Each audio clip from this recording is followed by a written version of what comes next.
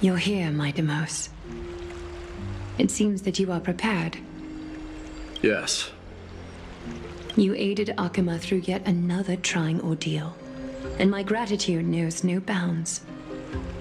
Isn't that exactly what you wanted? Not everything unfolds according to my plan. In the current state of the world, I can only proceed one step at a time.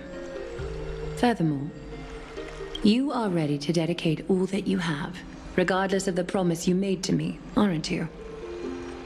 Throughout my time in the Holy City, I've gleaned valuable lessons from you.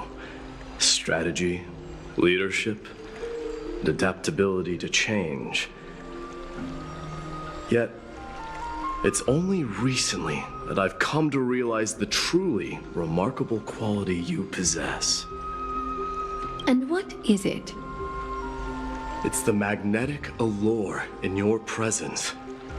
It draws people to gather around you willingly, to seek your guidance. They strive not to disappoint you, not due to fear of repercussions, but out of sincere alignment with your ideals. That is precisely what every ruler of Castrum Kremnos has been missing. I am truly honored to hear that. And now, Mydei, you have risen as the most powerful demigod in the world. How do you intend to wield this newfound power? I shall see Nikador's aborted mission through to completion, and become the strongest bulwark for Amphorius to defend against the Black Tide. I will secure enough time for the Flame Chase journey, until you manage to lead everyone to reach the miracle of Genesis. Mydei, a new chapter awaits Amphorius. Yet, the one who guides the people to the destination need not be you and I. What did you see after assuming Nestia's divinity? Despite the passage of 1,000 years, every word of that prophecy remains as vivid as ever. You shall have your final bath in warm and radiant gold. Just as cryptic as all the other prophecies. What's the reason for the laughter? I was just thinking, if an ordinary person encountered these words, they would probably stay away from the baths for the rest of their life. But I cannot forgo the delightful experience a bath offers. So, I assume you also glimpsed yours, Mydei? One day, you shall die with a wound in your back. Well, that is a rather straightforward scenario. If I were to be terrified by drivel with no basis, I would not have attracted your gaze and joined the Flame Chase journey in the first place. You speak the truth. May you be destined for a powerful fate, and may we reunite in the promised new world. Farewell, Mydei.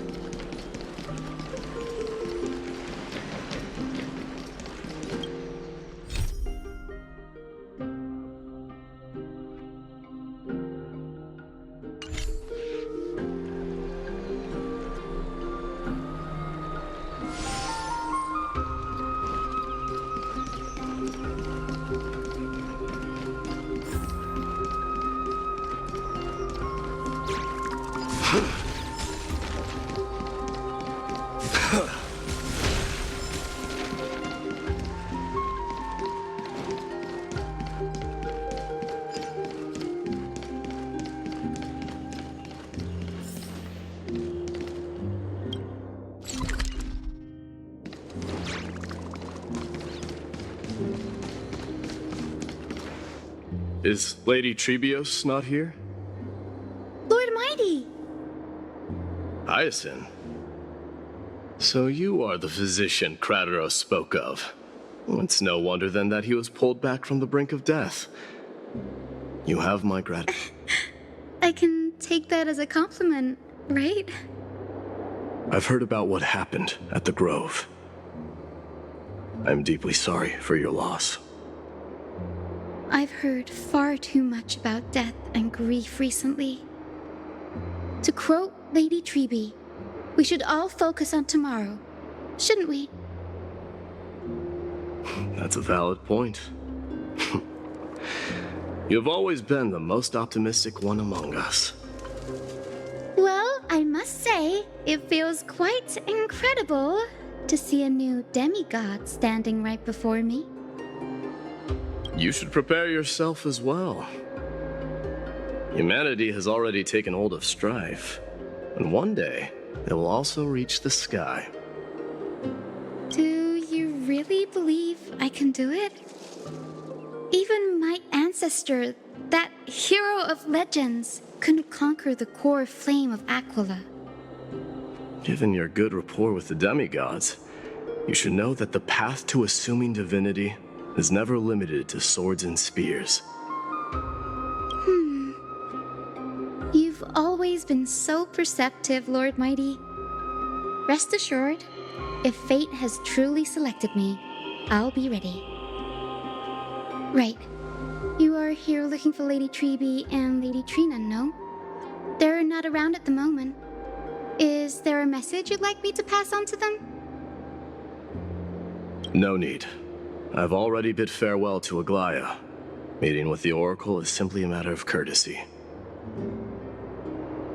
You've bid farewell? I'm heading back to Castrum Kremnos to fight against the Black Tide.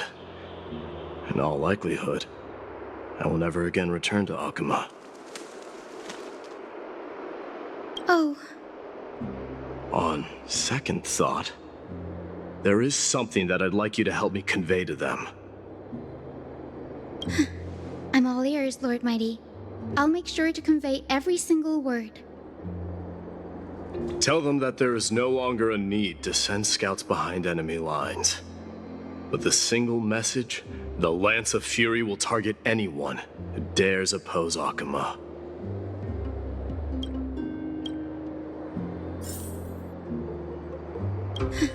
I'm all ears, Lord Mydei.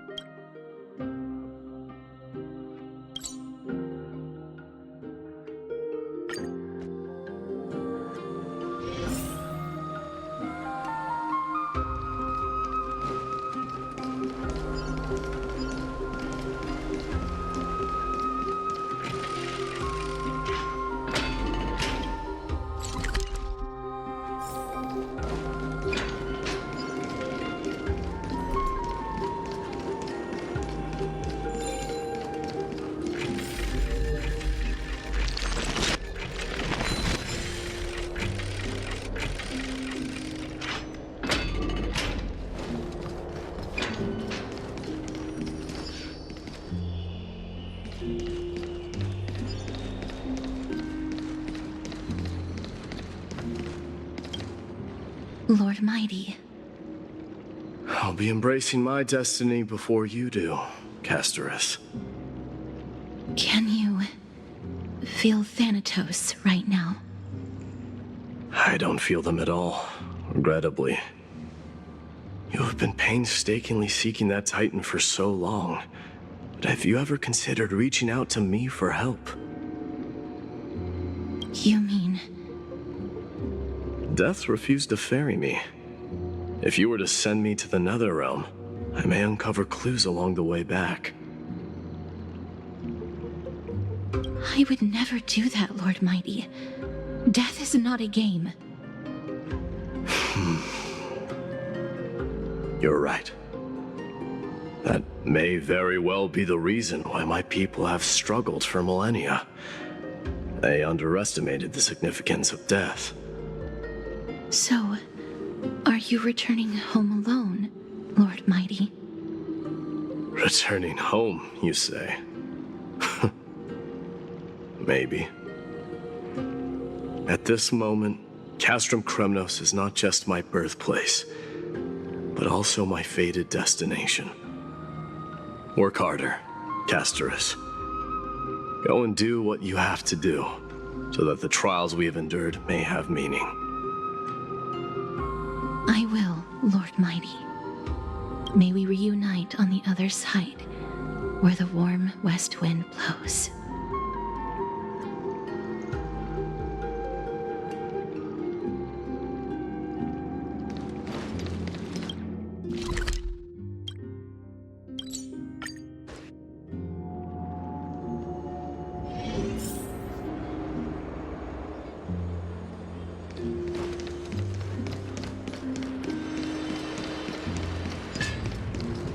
The King of Kremnos, without the signet ring, but looking more like a king now.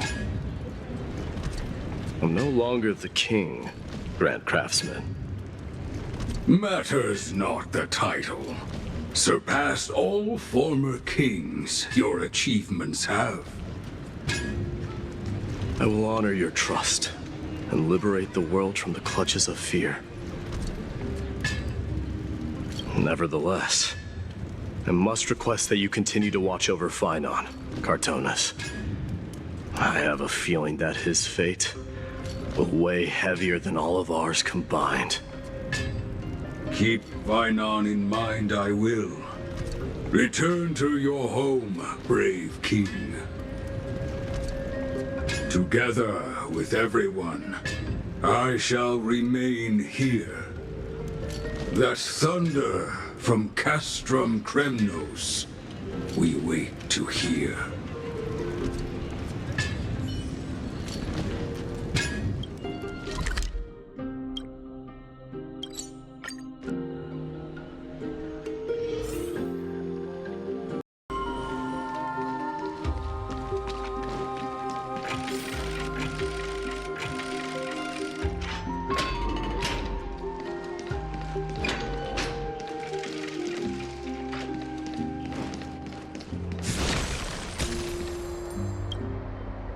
Mighty?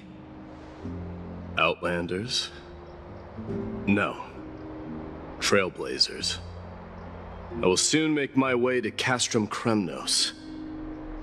If all goes according to plan, this may be our final meeting. I just want to let you know that I appreciate everything you have done for Amphorius. Reflecting on the past and moving forward to the future. A challenge I faced as well. Though we never had a chance for a deep conversation, after all we've experienced together, you are also an ally of the Trailblaze, Mighty. That means a lot to me. May success accompany your trailblazing wherever it leads.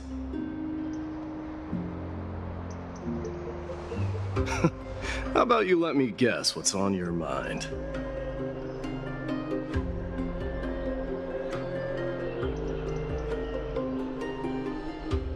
Are you thinking about saying something inspiring? Eat more greens, work out more often, avoid mindless reads, and get more sleep. Just smile if you don't know how to respond. Now that I bear the divine within me, I can get the vague feeling that you have a great significance for the future of Amphorius. With this departure, fear that I will never again return. Can I entrust you both to watch my back and to continue supporting the Flame Chase journey in my absence? Rest assured, We'll do everything we can. You have my gratitude. Then, farewell. Hold on. Yes? Let's at least snap a photo together to capture this moment. Shall we? Sure, let's do it.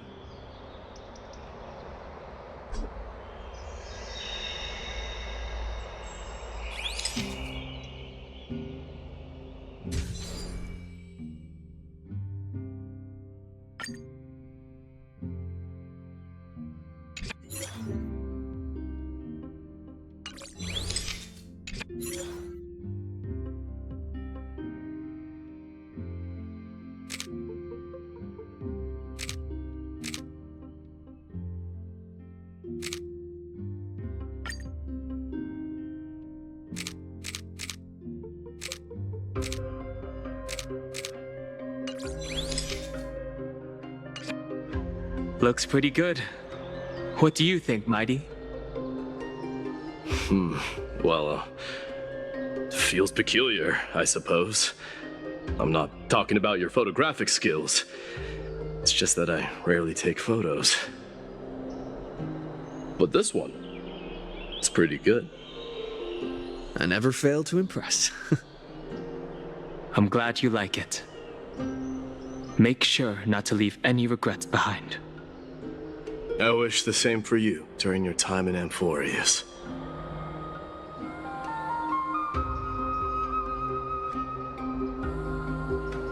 I wish the same for you during your time in Amphorius.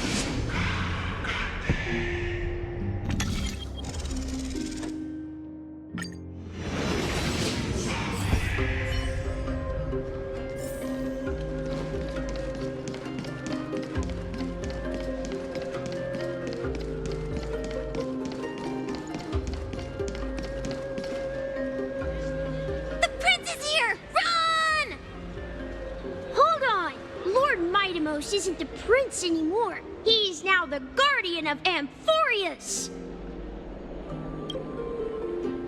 What's going on?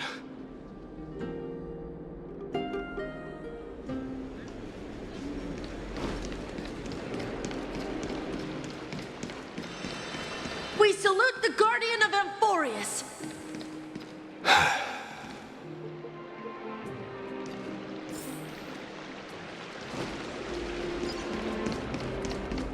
We salute you. Farewell! It's been a while, We Guardian. salute you. I should have known you were the mastermind behind this. Hey, don't go pointing fingers without cause. I swear I'm innocent this time. See those kids over there? They're the ones who brought everyone together.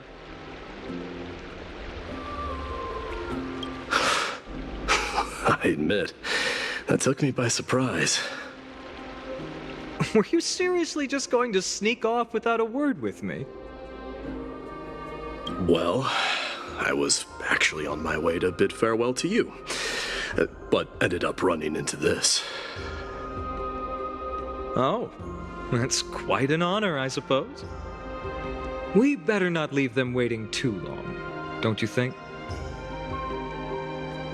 The road to Castrum Kremnos from here is long. Perhaps it wouldn't be a bad idea to take a moment and etch their faces in my memory one last time.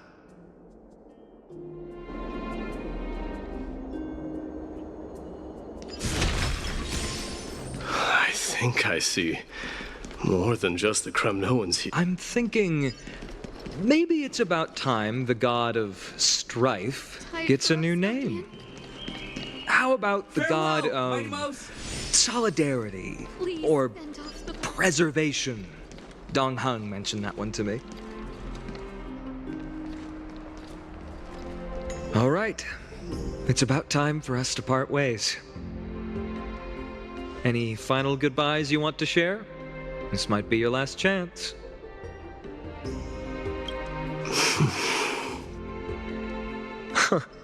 Why so quiet? I thought divinity would wash away some of your sentiments. Do you truly feel as carefree as you seem? Or is this just a facade you wear? You know what? You sound just like Aglaia at this moment. But you're not off the mark. I just thought that putting on a nonchalant front for this occasion might help us preserve some dignity. I can see through your deception, even without the power of mind reading. Am I really that terrible at controlling my facial expressions? Well, with that said, thank you for aiding me in defeating my archenemy, Mydei. No need to thank me. This triumph brings no delight, nor does it signify closure. You understand that more than me. Indeed. In the end, I still haven't unraveled the mystery behind that black-robed swordmaster. And I can't even ascertain their demise. Maybe I've never managed to cut off my destiny. But that matters not. Pain may be cured, but scars remain, and this should not be effaced. Even with the divine might of Ornyx, you cannot stop the past from leaving its marks in our blind spots. Can you genuinely let go of everything as soon as that swordmaster is dead? That's impossible. Revenge is merely an obligation that must be carried out, and no one can find mental fulfillment through it. You're right. Look forward. Chew up and swallow your past. And make sure emptiness and bitterness are not the only flavors you know. Remember that there is a whole world behind you waiting to be saved.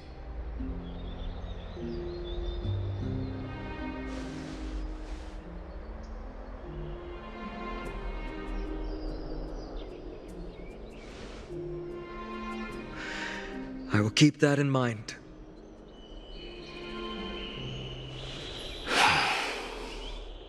I have a final favor to ask. Please look after the Kremnoan warriors in my absence. They will undoubtedly face challenges while assimilating into Akama. It is my sole regret that I cannot stand by them during this time. Do not worry. Leave it to me. And, while I'm at it, I'm going to find out if the Kremnoan language is really missing that many words. The Kremnoan philosophy can never be encapsulated in a mere dictionary. But if there's a chance in the next life, you should come visit my library.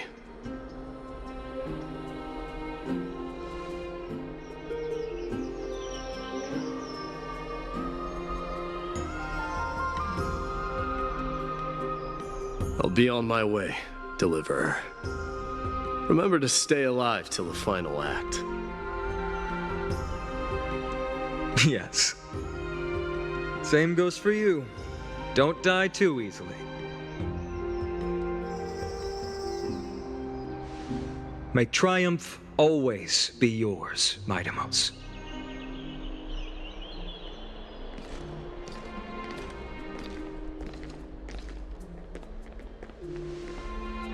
Oh, right. One last question. Go ahead. You better not leave any regrets behind. Are you the one who told Cartonis about the signet ring? Well...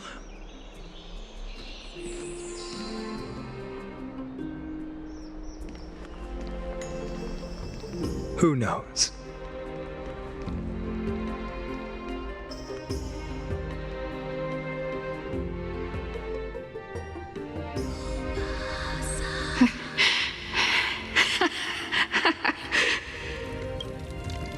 Get up, my son.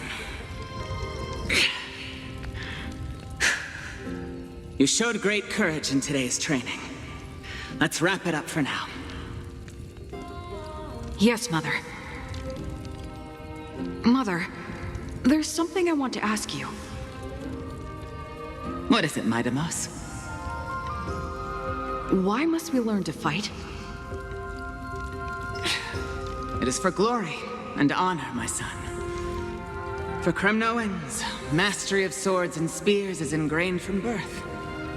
And the battlefield is our destined end. Is that really the way it is, Mother? What makes you say so? Because you don't sound entirely sure. You're right, Mydei. I once believed those words, without question. Until your father cast you into the Sea of Souls. It was at that moment I realized how everything I believed in was utterly hollow.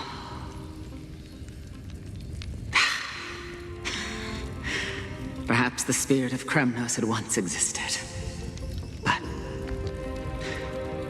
as greed bloomed in the hearts of humanity over the years, such spirit had long faded alongside our glory. I no longer put my faith in any oath or doctrine. Now I have just one role. That of your mother, Mydei. Your guardian.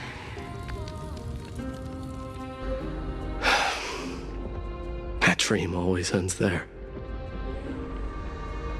The journey back to Castrum Kremnos is proving to be longer than expected. Krateros said that shortly after my fall into the sea, my mother challenged my father to a duel. She died through father's treachery, and I never saw her face. Yet each night she would show up, waiting by the flickering firelight. I always anticipated the sequel to that dream, believing she had more words of wisdom or guidance to offer. But now, I think I finally come to understand. That is all she wished to tell me. And now, I too am left with but one role.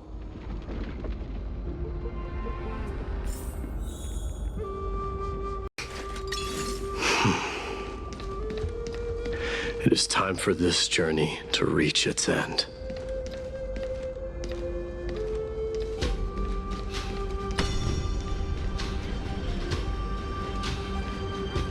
Look! Mydei is back!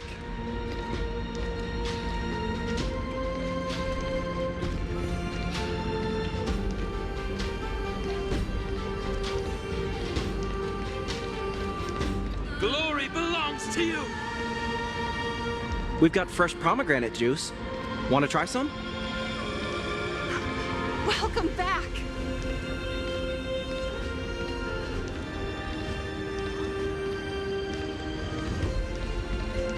We meet again, Your Highness. Welcome back!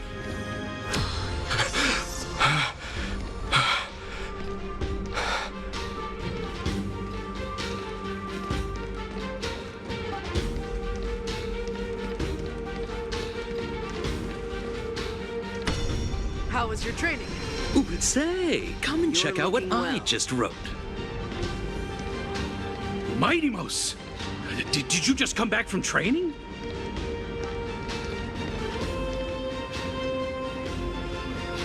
May Nikador defend you!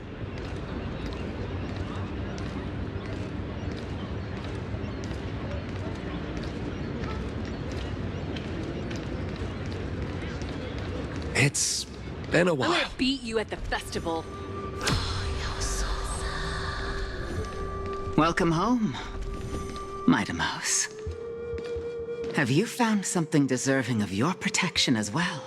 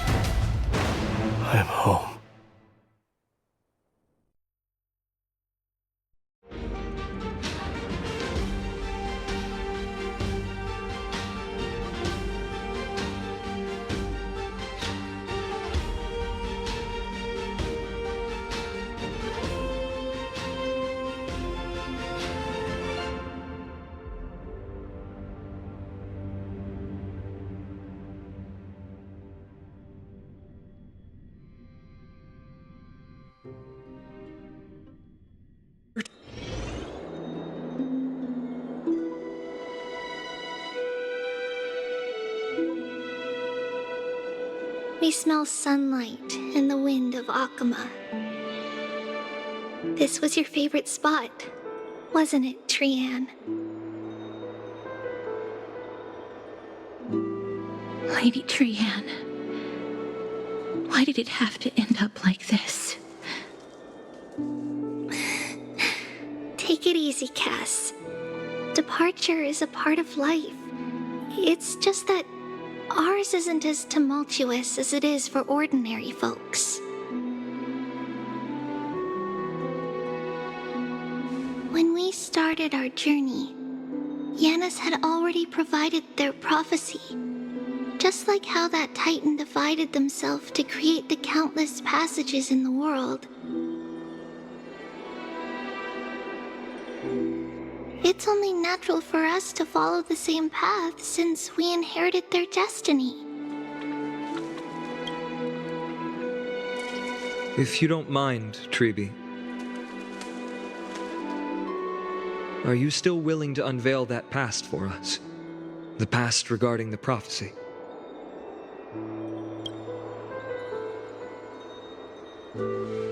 What do you seek to learn, Snowy?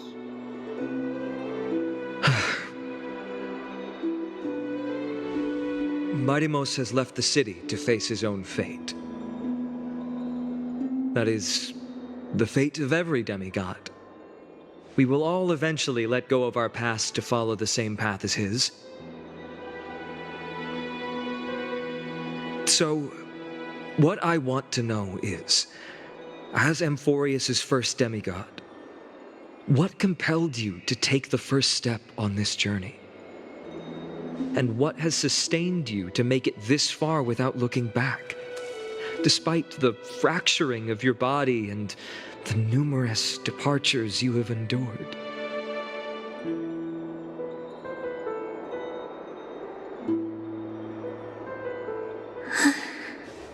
All right. Teacher, are you sure about this? Dee is already doing what he has to do.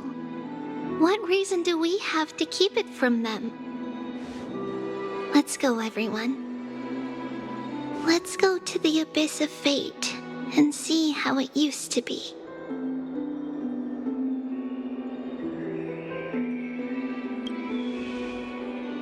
That's great. Thank you. Trinan, would you mind? Tribi, are you not coming with us? I want to stay here with Trian for a bit longer. I see. We'll be off then. Take care. Since you have made your decision, then let's proceed as you wish. See you later, teacher. Cass, are you not going with them? No. I'd prefer to remain here to accompany Lady Trian. She hated being alone. What's this? A little gift that I had hoped to deliver to her personally, though fate had other plans. Oh, so you saw us arguing that day? Yes. I figured Lady Trian would like it a lot, so I bought it. I see. Cass, you know, I recognized it immediately that day. It truly is an authentic piece from Yanisopolis. Then why? It's just that Trian had forgotten far more things than I. For example, she forgot that this glass object meant something unfortunate according to the traditions of our homeland.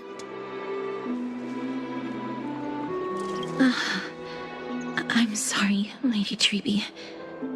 Should I... No need to apologize, Cass.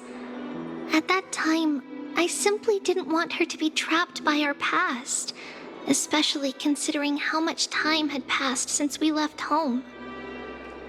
But now... it might just be the perfect gift for Trian. All shall bid farewell to one, and that person alone will witness the miracle. While you and I have long accepted this absurd fate, they remain fresh and inexperienced. Teacher, don't let the weight of that cruel prophecy crush their spines. But it would be even more cruel if we allow them to ignorantly fall before the gates of the new world. They will eventually need to know the truth. We just need the right opportunity. This, to me, feels like the right opportunity.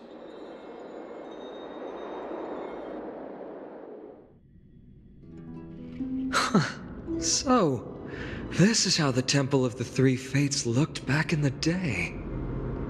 At this point, Yanisopolis still resides under Aquila's protection, yet it is already fated for decline, and only contains a beautiful facade. Is it because Amphorius has entered Era Bellica? Yes, strife remains distant from this part of Amphorius right now. But in 5 years' time, at the same entry hour, this temple will become the source of another war. Then, where are you at this time? Right over there. Why does she look somewhat different? It's because we don't quite recall how we used to look. Oh, my apologies. Please don't. We should be the ones apologizing. Come, everyone. It's time to witness our last conversation with Orynyx.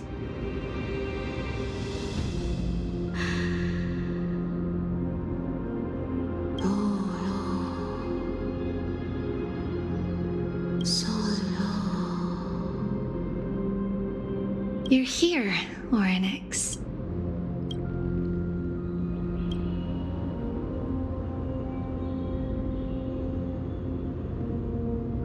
This is our memory. So your senses are also aligned with the Tribios of that moment.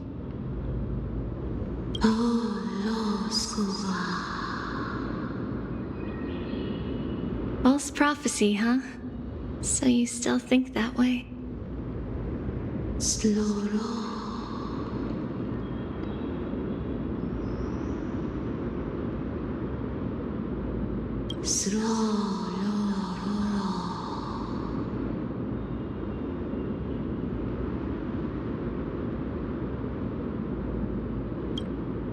But the black tide has already arrived, and Yanis remains in slumber.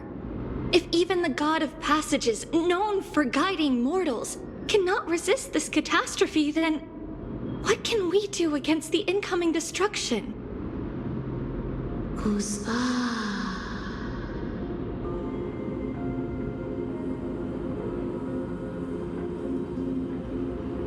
Those chosen by fate would never have their family taken from them. And how can I alone remain safe and secure while watching the entire world crumble before my eyes?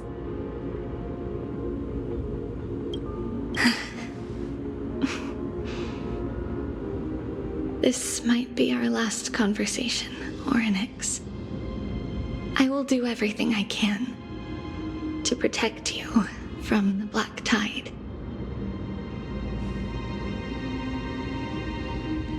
The family she just mentioned. It's our mother. She fell from the spot into the valley a long time ago. It was during a grand ceremony held to seek Yanis' guidance. But things took an unexpected turn. It was Kefali who responded instead. Did something go wrong with the ceremony? Yes, but those two occurrences were in fact unrelated. Kefali's response was simply a coincidence.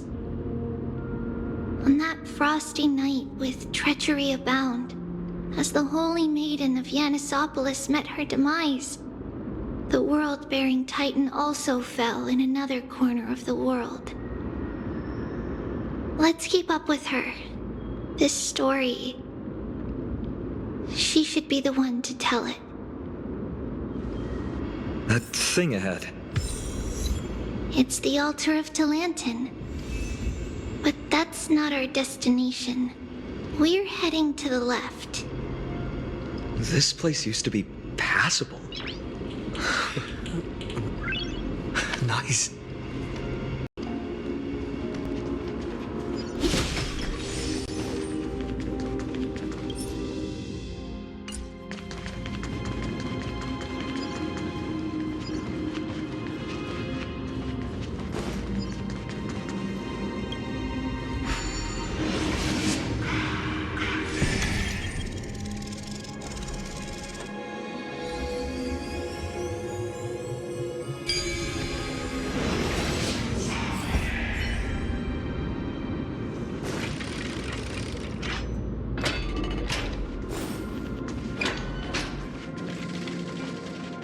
I never thought there would be such a hidden space in the abyss. This is the Archive of Prophecies, an important ceremonial site back then. Is this Yanis' maze that Trinon used for divination in the past? Not only that, it also serves as a lock. Our childhood abode lies sealed within. This is the largest puzzle I've ever laid eyes on. And it even acts as a door lock. Should have expected something like this in the homeland of puzzles, I suppose. So, how are we going to solve it? Just follow the designated path and let the stone ball fall into the pool twice. Seems pretty straightforward.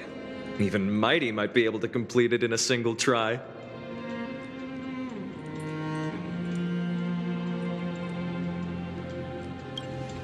That's not talking smack. It's clearly a compliment. Mydei.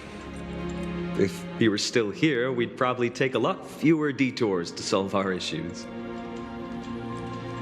Enough with the talking. Let's just get started.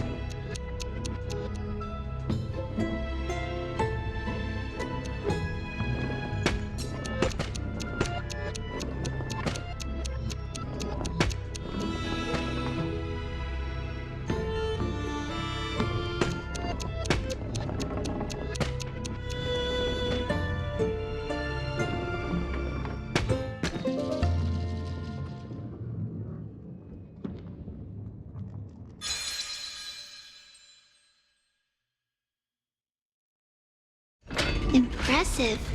You too have the makings of a high priest now.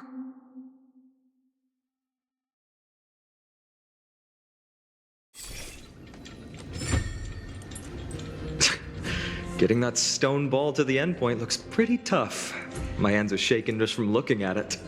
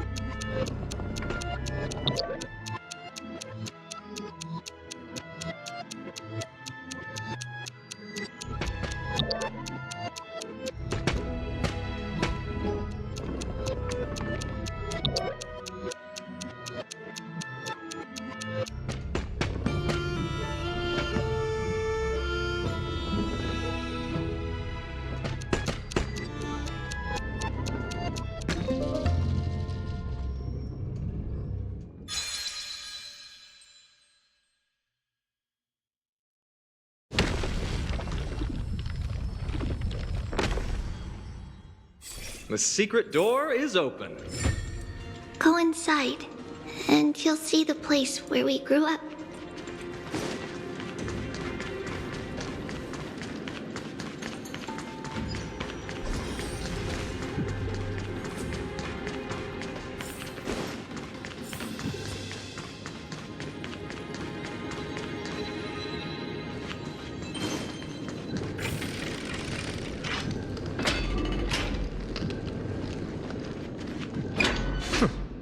You grew up in a place like this? By the time we were born, the role of the Holy Maiden had already diminished to a mere title. Those in tune with the Titan's guidance are bound to become messengers for others. To maintain appearances, those in authority added some embellishments. And with Mother around, our childhood wasn't entirely without joy. Even so, I still find it hard to imagine. 20 years can go by in no time. Trinon, for most people, 20 years is a long period of time. Right. Becoming a demigod sure changes how one lives through time. It's hard to believe it's been so long. Your power is exceptional, Little Gray. This place looks exactly as before. let's explore the room a bit.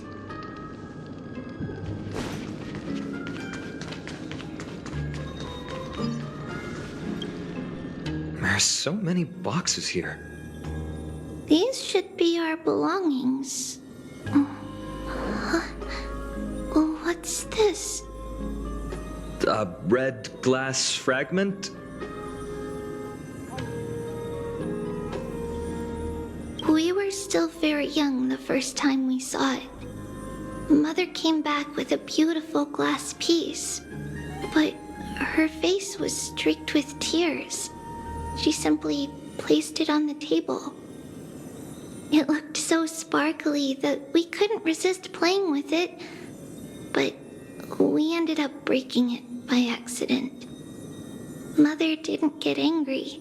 She simply held us quietly for a long time.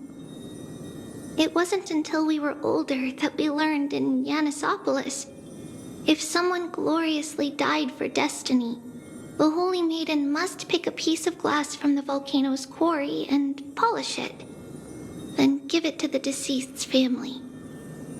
On the day Mother returned with the glass, her friend lost his life on the battlefield. Since he had no family left, Mother had to keep it herself. Later, on the eve of the ritual, Mother also gave us a beautiful piece of glass.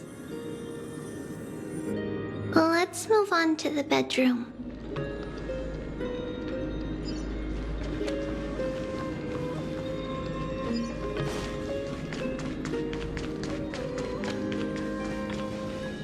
It's Tribios. Just as expected. It's time to get going after all. Mama, are you going to that ritual tomorrow? That's right, my sweet girl. What's the matter? I wish I could go too. I have something to ask Yanis. Oh. What do you want to ask? I want to know how to chase the black tide away. Ah, I see. Unfortunately, it's a secret ritual, and only I can preside over it. If you want me to consult the Titan on your behalf, you'll have to promise me something. What is it? Be a good girl and go to sleep now. And whatever you dream of, don't be afraid. Just sleep through the night until morning comes. Until the next time Aquila opens their eyes. Can you do that for me, sweetie?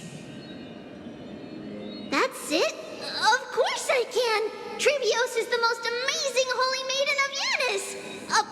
Well, little Holy Maiden. But why, Mama? Because this ritual might take a long time. How long? Tomorrow, my sweet child. I'll be back tomorrow. If not tomorrow, then the next tomorrow. If not, the tomorrow after that. But if I still haven't returned for a very long time, that means the ritual has succeeded. It means I found a way to chase away the black tide and reach the new world on the other side. But for various reasons, I can't return to bring my sweet girl with me. But I'll be waiting for you there. As long as you stay brave and kind, we'll meet again in that new world. It's the end of the west wind, the black tide's other shore. A radiant sea of flowers, blessed and protected by the gods. In the rosy horizon, you'll see a silver-white shoal. It marks the end of your voyage. A haven, free from storms, cold, and heavy rains. No sorrow can linger there. That is where I'll be, waiting for you. Wow, that sounds just like the island from my dream. Oh, I know. I'll turn the moon into a ship and the stars into sails to go find Mama. Pinky promise? Pinky promise. As long as you sail toward tomorrow, as long as the sun will rise for the next day, our wishes will come true together. If the final murmurs of the Titan are true, if such a place really exists on the shore beyond the Black Tide at the end of Genesis, then our promise still stands. Please, wait for me, Mother.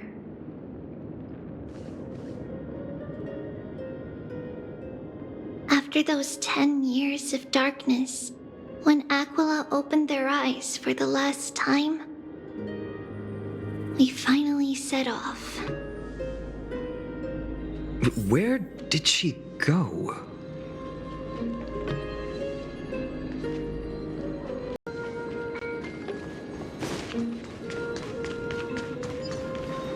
This way. Now, we'll go through this shelf. But how? With Yanis's power?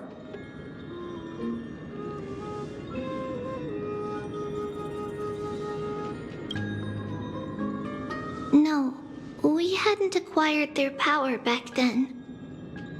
So, this obstacle, it was simply a mirage? Yes, the answer is right on the shelf. Go ahead and give it a try.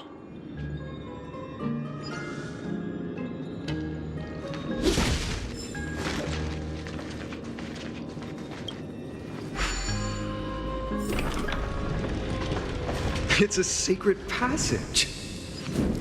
It was a secret passage prepared by the Holy Maiden's supporters for Mother and me as a precaution. And now, it is turned into our passage to escape, just as anticipated.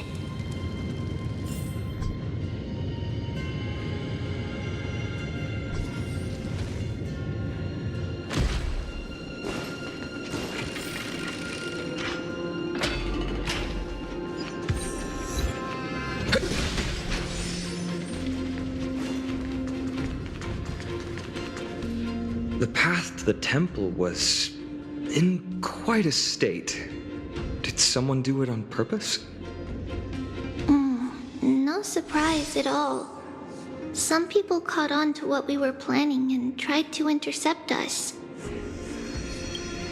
while others were willing to clear the way for the Holy Maiden. I can't move it. I can't climb over it either. Time Titan? Is that you?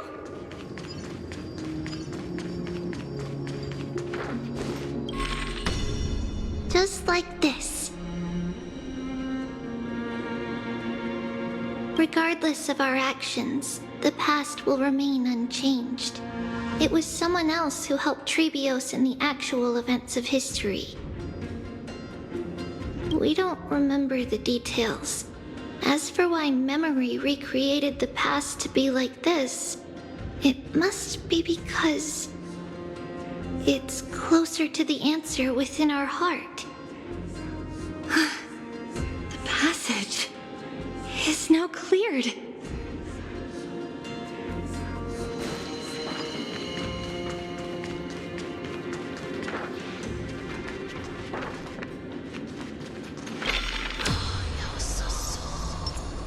This will strengthen our position.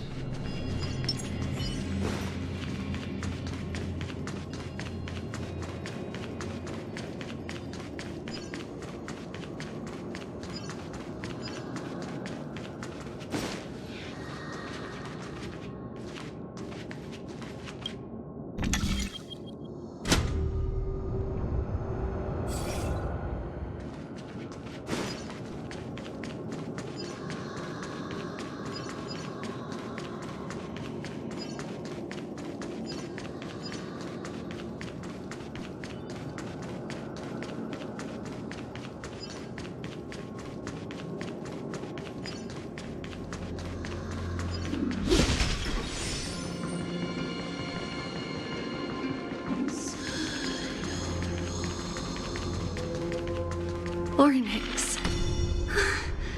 Thank you, nameless god.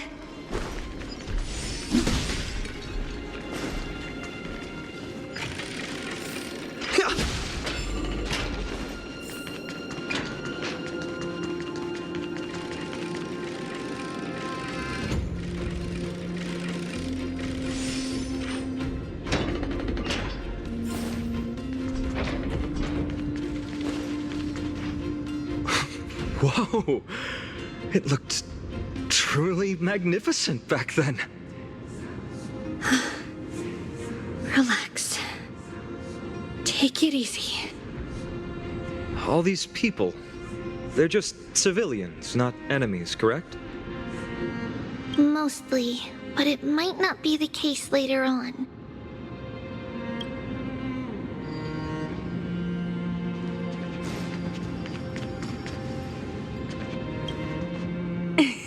Hey, little ones. How did you sneak in here? Shh! Please keep it down. We had to be really sneaky to get in here. Okay. But what did you sneak in here for? I heard there's a lovely holy maiden living in the temple, and I want to meet her. I couldn't stop her, so I had to think of a way to sneak her in. Oh, really? I was here to meet the Holy Maiden as well, but the guard said she had to go somewhere far away today. Huh? What a bummer. Mommy even asked me to bring her gift to the Holy Maiden. It's getting late. We couldn't go home now, okay? Okay then. We'll come back next time. Thank you. By the way they are dressed, the siblings look like civilians living outside the temple. Mother mentioned that when she was a holy maiden, she caught a girl sneaking into the temple to steal the tributes. Stealing from the temple was punishable by death, but that poor girl had no family and just wanted something to eat. So Mother took her outside and even gave her some food. Perhaps these two children are the descendants of that girl from back then.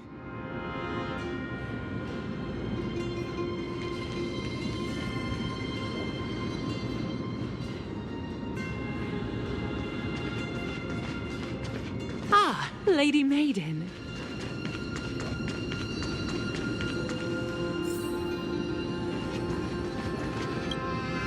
Lady Maiden, you need to dress warmer. It's pretty cold out. Let me get you a blanket. No need to trouble yourself. I'm just going for a quick walk. All right, but please take care of yourself. Your mother made us promise to look after you before she left. It's been a while since I last saw you. I just realized you've grown into such a beauty, just like your mother. Oh, here, have some of my sweet pastries. She used to enjoy them, so maybe you'll like them too.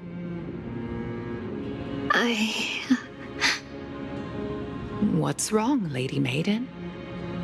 I'm fine.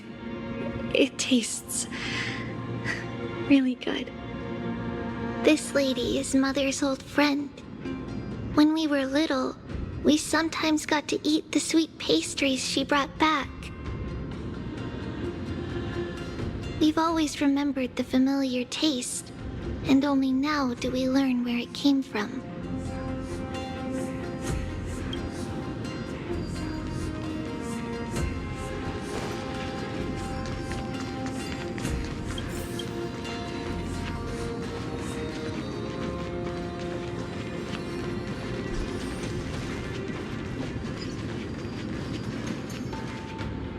Apologies, Lady Maiden, but the Yanis vault is under maintenance today. Perfect.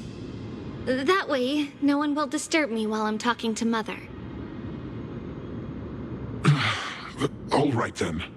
May Yanis guide your path. The Janus Vault? It's where Janus's heart lies and the core flame is kept. Just enter on the left. It's also the place where Tribios was born.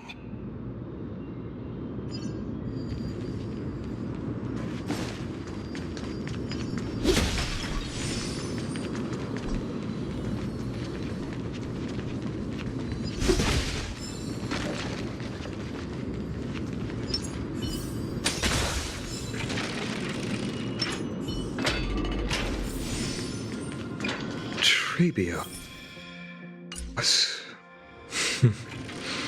What does that name actually mean? The one with 3 lives. Mother believed our birth was blessed by the 3 titans of fate.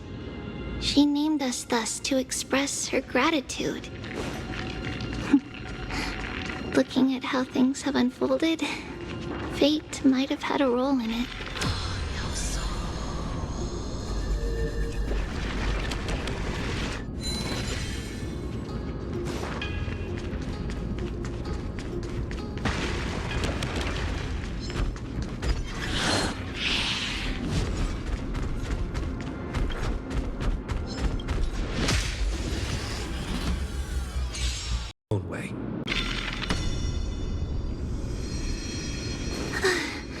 Finally, the Janus Vault is right ahead.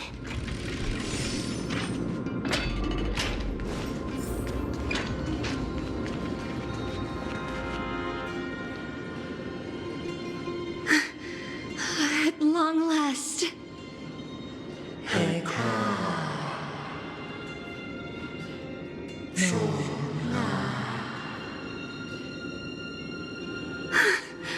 I knew there was some sanity left in you, Janus.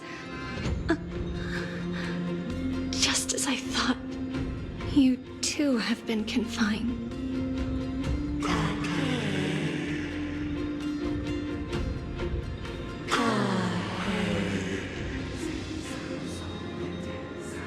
No, Janus.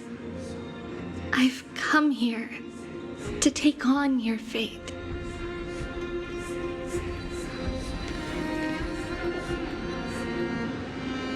By the blood of the Lamb and the strength of my blade-wielding right hand, I am Tribios, the listener, the announcer, and the witness of the prophecy. I, the Holy Maiden of Yanusopolis, the Walker of the Infinite Paths, have come forth to assume your duty.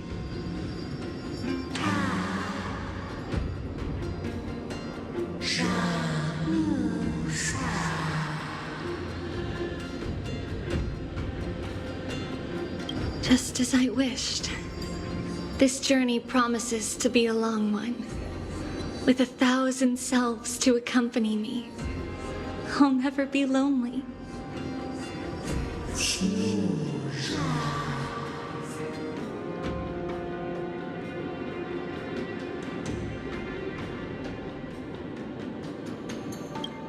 No matter. My hands are not made for bearing arms. But my feet are destined to embark on a journey for the benefit of all.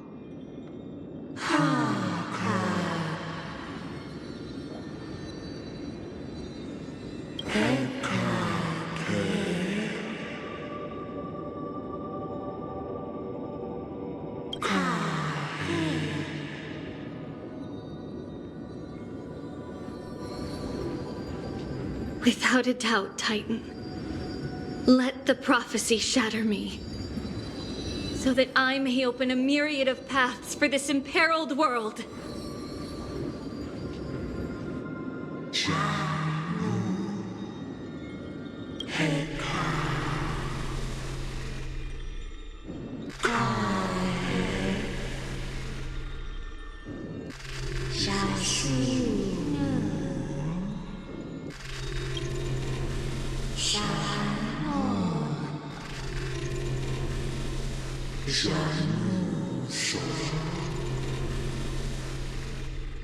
I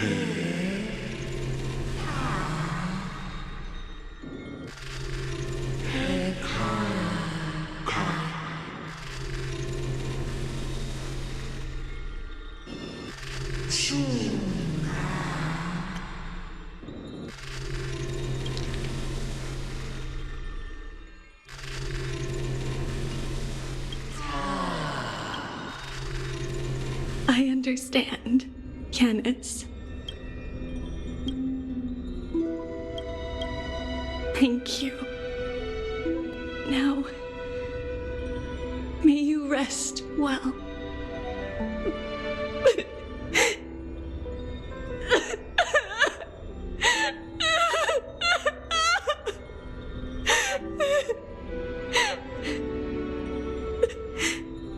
Mother,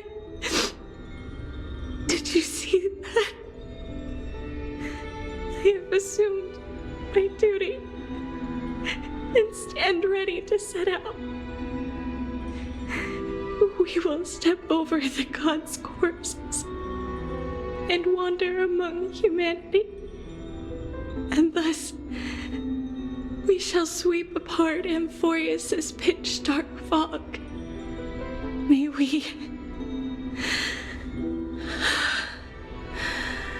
May the world follow the myriad paths trodden and reunite at the end of the west wind, where flowers bloom in spring. Mother, I shall see you tomorrow. Who dares lay hands on the core flame? Drop your weapon and surrender at once! I knew this would come. It's opening up! Move aside and get ready! The Holy Maiden?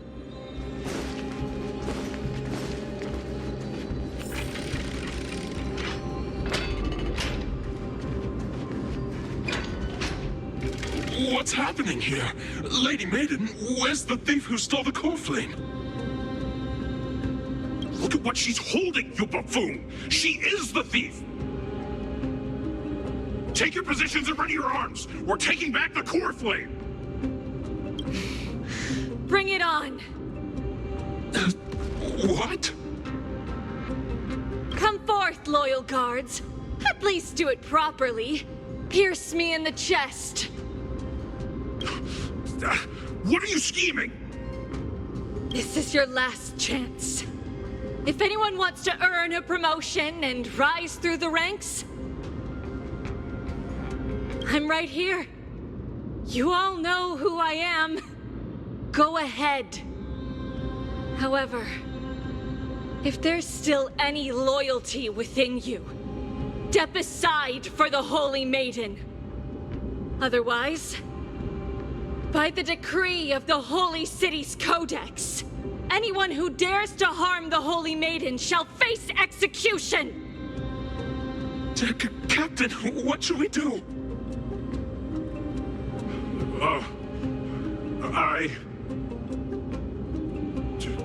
Do it!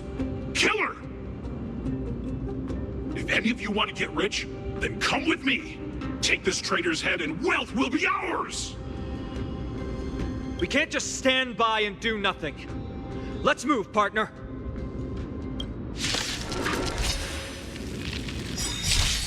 Ready to lose yourself? You can fight it, or rock with it!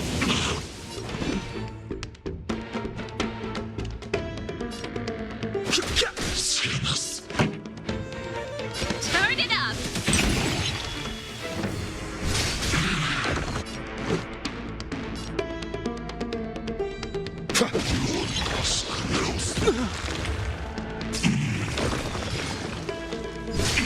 Too late to repent.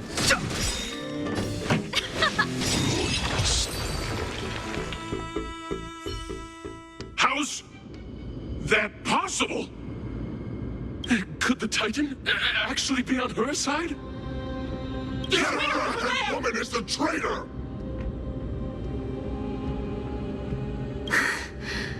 I should go. Let's keep up.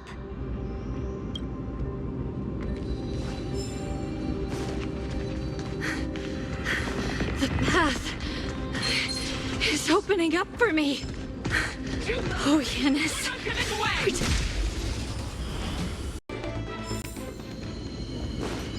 Moose.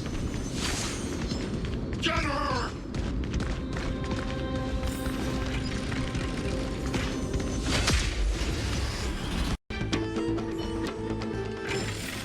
Reach the end of the story in your own way.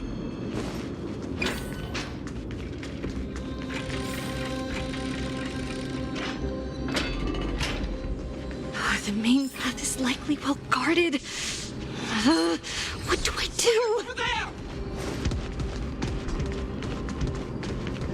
Just as I thought.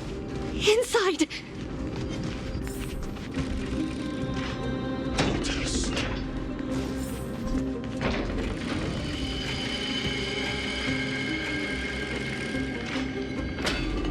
There are guards here too. Don't alert them.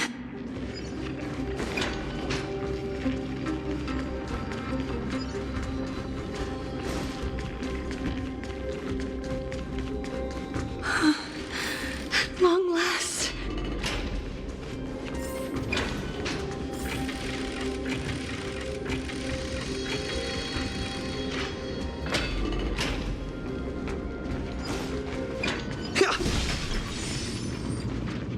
A creature of the Holy City guards, but I'm already so close. This should be the last fight. We have to help her get through. But I don't get it. This has been puzzling me for a while now. Who has been aiding Tribios in her escape?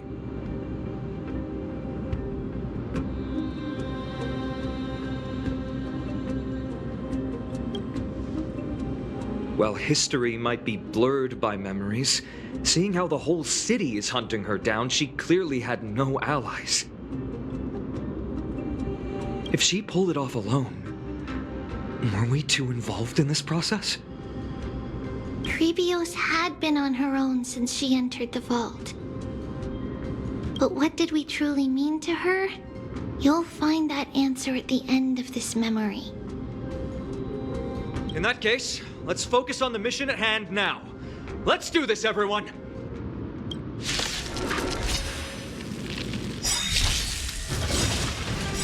The truth of life and death, revealed in an instant. The sanctuary is but a vision. Break! Ready to lose yourself? You can fight it, or rock with it! Rules are made to be broken!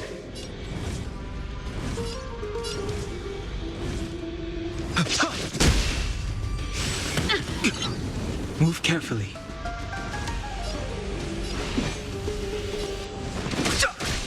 This song's for you. Let's rock!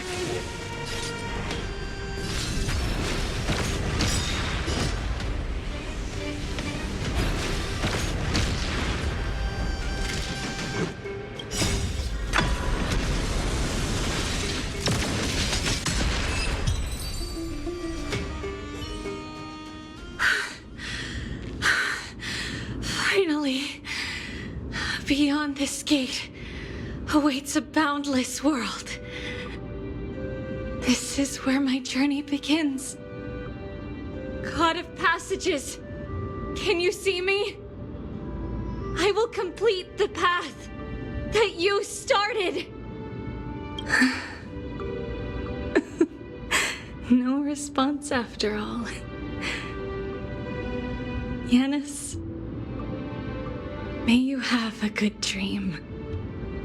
I can't stay here much longer. It's time to leave. Well, looks like this is the end of the memory. Not yet. The question that has been puzzling you. She's about to reveal the answer.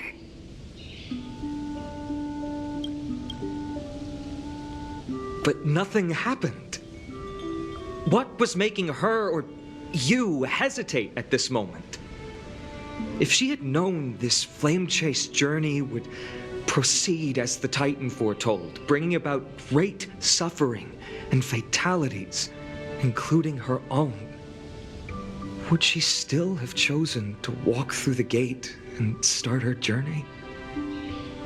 I think the answer is already within you. And you've made your own decision. What? You can hear us? Not really. She can neither see nor hear us. Yet she knew that one day someone would return to unveil this dust-covered memory. We can never know for sure who helped us back then.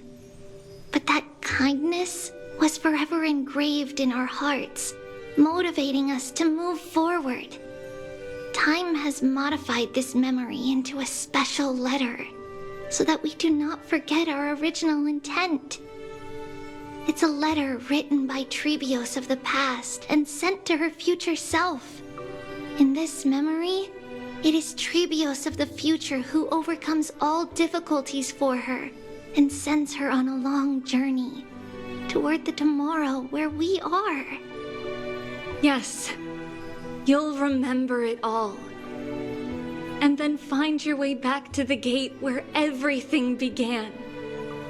Here, I will set sail toward the distant horizon. Here, you have traveled far on your way home. Such is the maxim that unveils Tribios' fate. You shall shatter into 1,000 fragments and wither on the soil of foreign lands. So, if you ever feel lost, return to this place. I'll keep this memory here for you. Or for me, to embrace it again. Worry not. Though loss is something we've grown used to, our resolve and our pledge are what Tribios will never forget. Each one of us has never failed to remember. Losses are a constant on the Flame Chase journey, among which even life itself holds little value. The hot blood of the sacrificial lamb will not be spilled in vain, like my mother and I.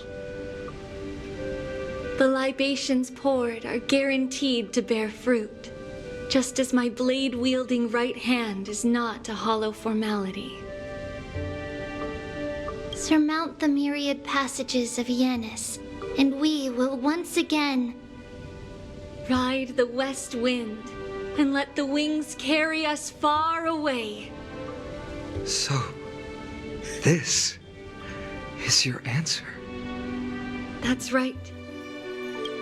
In the name of the three fates, I stand by my answer with no regrets. Now, with or without the god's blessing, I run towards the world's agony. If I can truly pierce through the utter darkness, we will meet again at the end of the west wind, where flowers bloom in spring.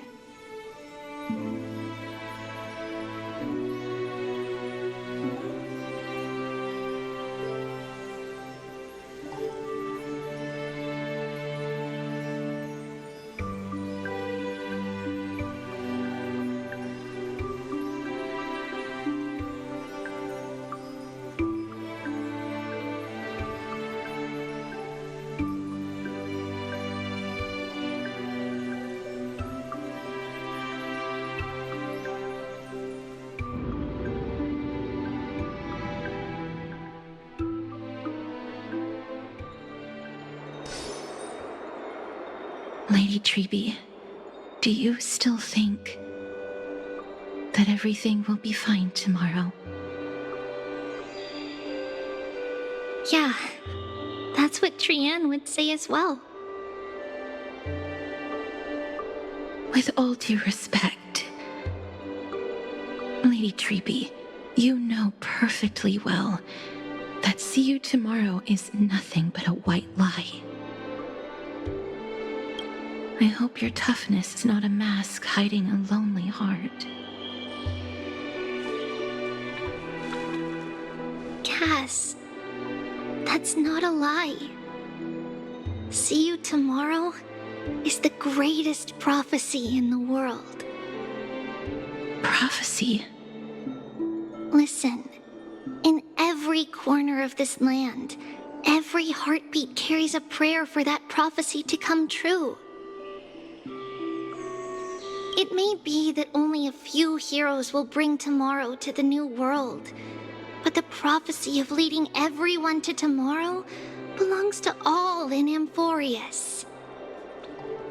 But not everyone has the chance to see tomorrow. How can such words be called a prophecy?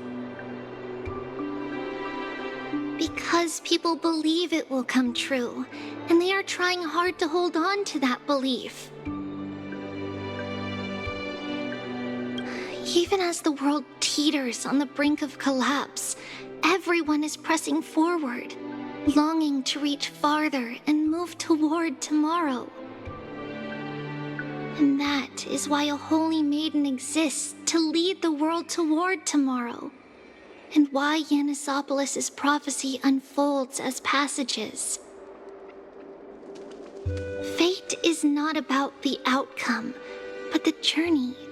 It's not the flowers that bloom at the end of the road, but rather the paths that lead beyond the gate, where people tread toward the sea of flowers.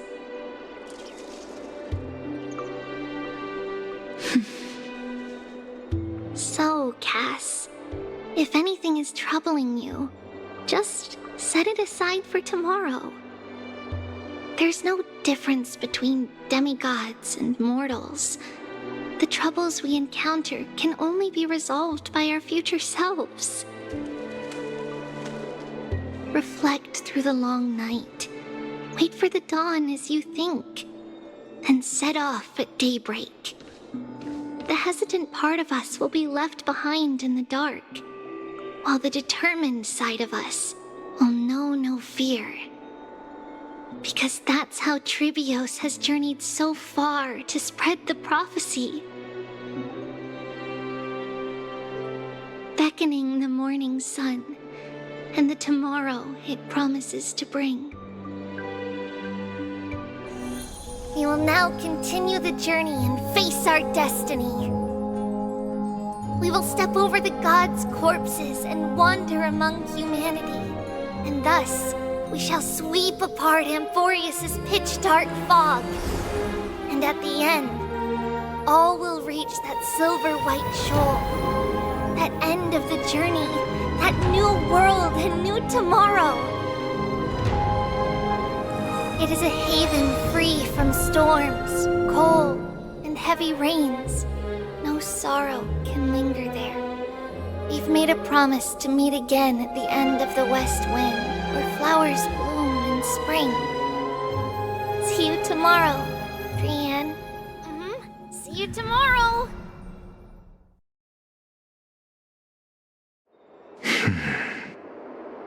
Child of humanity, surely you are not waiting for the arrival of night.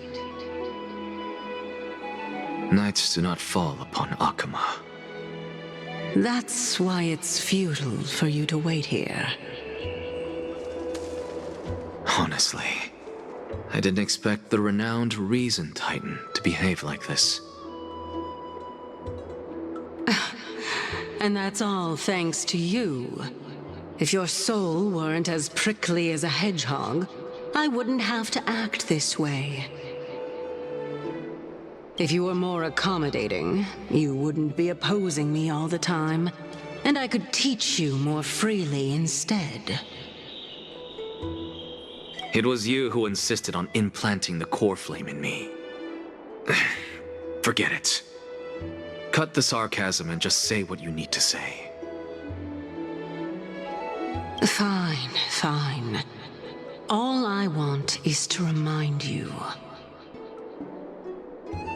There's not much left in your soul.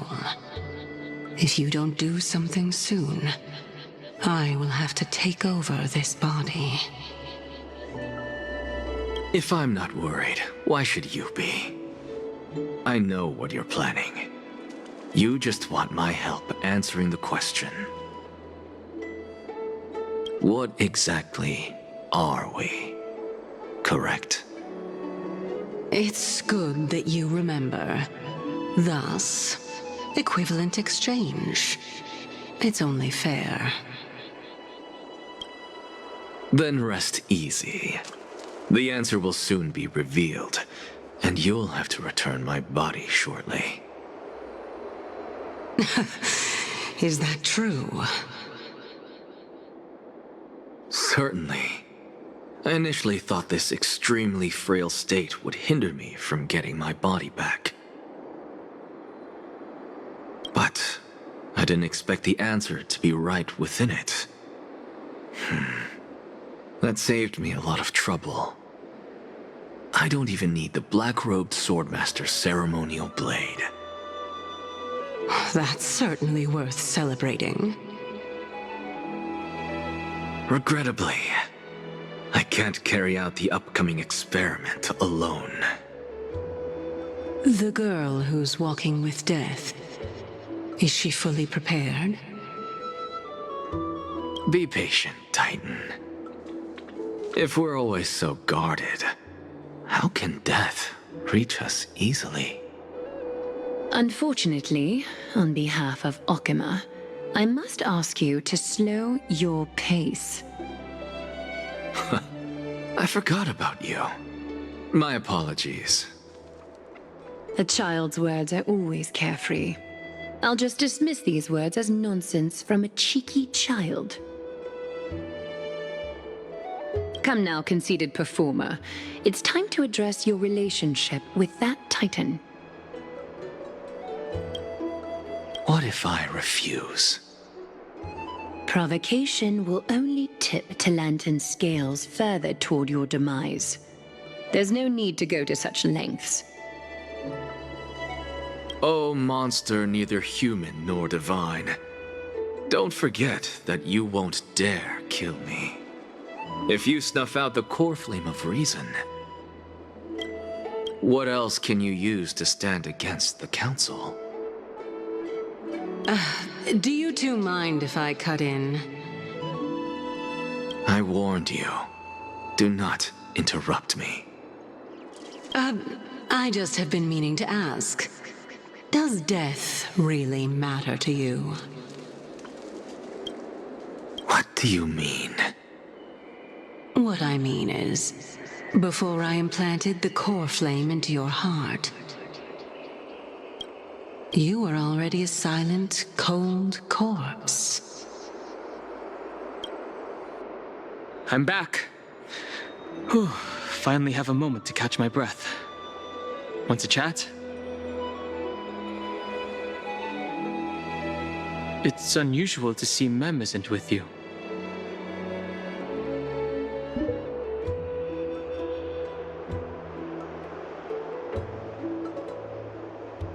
Let's not joke about monsters in your pockets. Since they're not here, let me ask you. Are you really sure you want to take on the trial of Orynyx's core flame on behalf of the Chrysos heirs?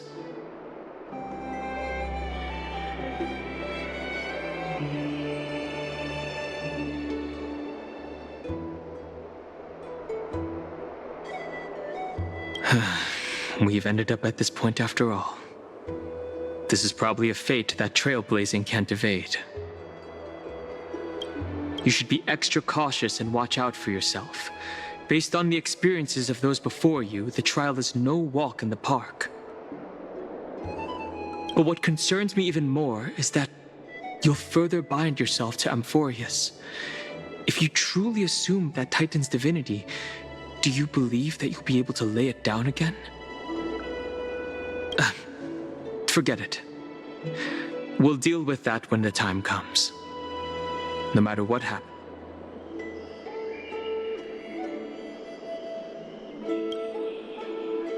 Oh, by the way, I got held up by two people in guard uniforms, and ended up missing Trien's farewell ceremony. They said they were messengers of the Council of Elders and wanted to verify my identity. But I suspect we've been on their radar for a while, and they only made their move when you and I got separated. The questions were quite specific, from how we arrived in Akama to our relationships with each Chrysos heir. They even asked about what we did in the market. Luckily, those pawns aren't the brightest. I managed to brush off most of their questions, so they'll probably leave us alone for a bit.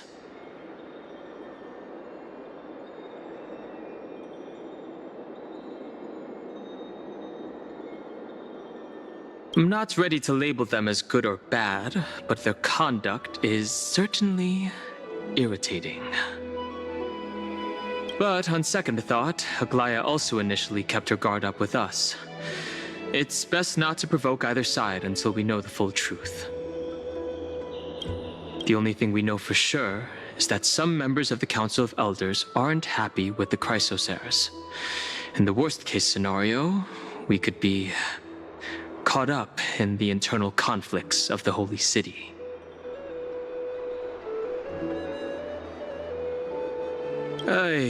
If only we had more time to sort through the clues about the Black Tide. But now, the weather is the only lovely thing left. Let's take some more pictures. Huh? What's going on? Something wrong, Dan Heng? Oh. The memory card is full. I bet March and the others are pretty worried too.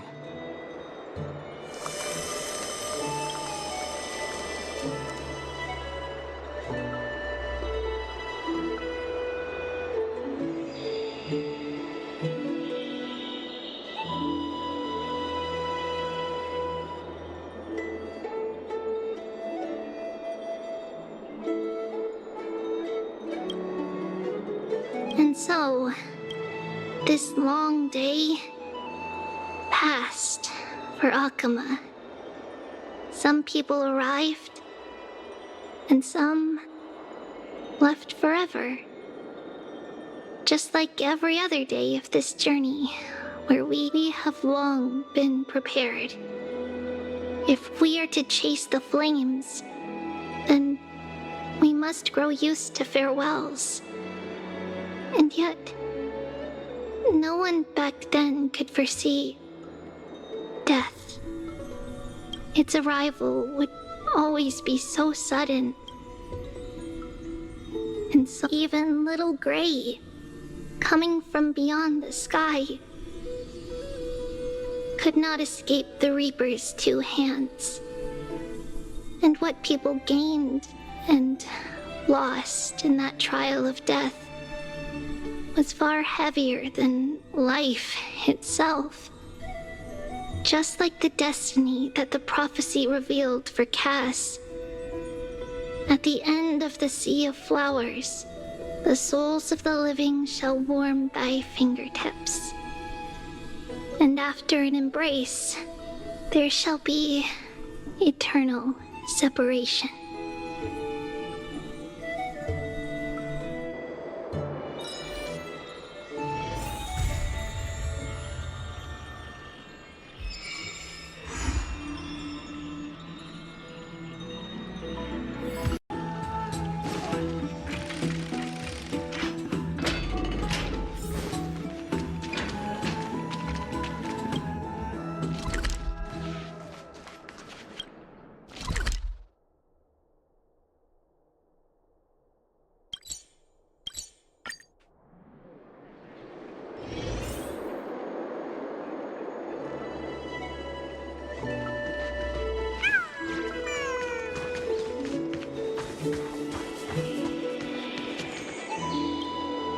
Tribios' memory has unveiled the very first prophecy. All shall bid farewell to one, and that person alone will witness the miracle. Such is the will of fate. If I take on Orynyx's trial, will the prophecy come to pass for me as well? Regardless, I must give Aglaya an answer.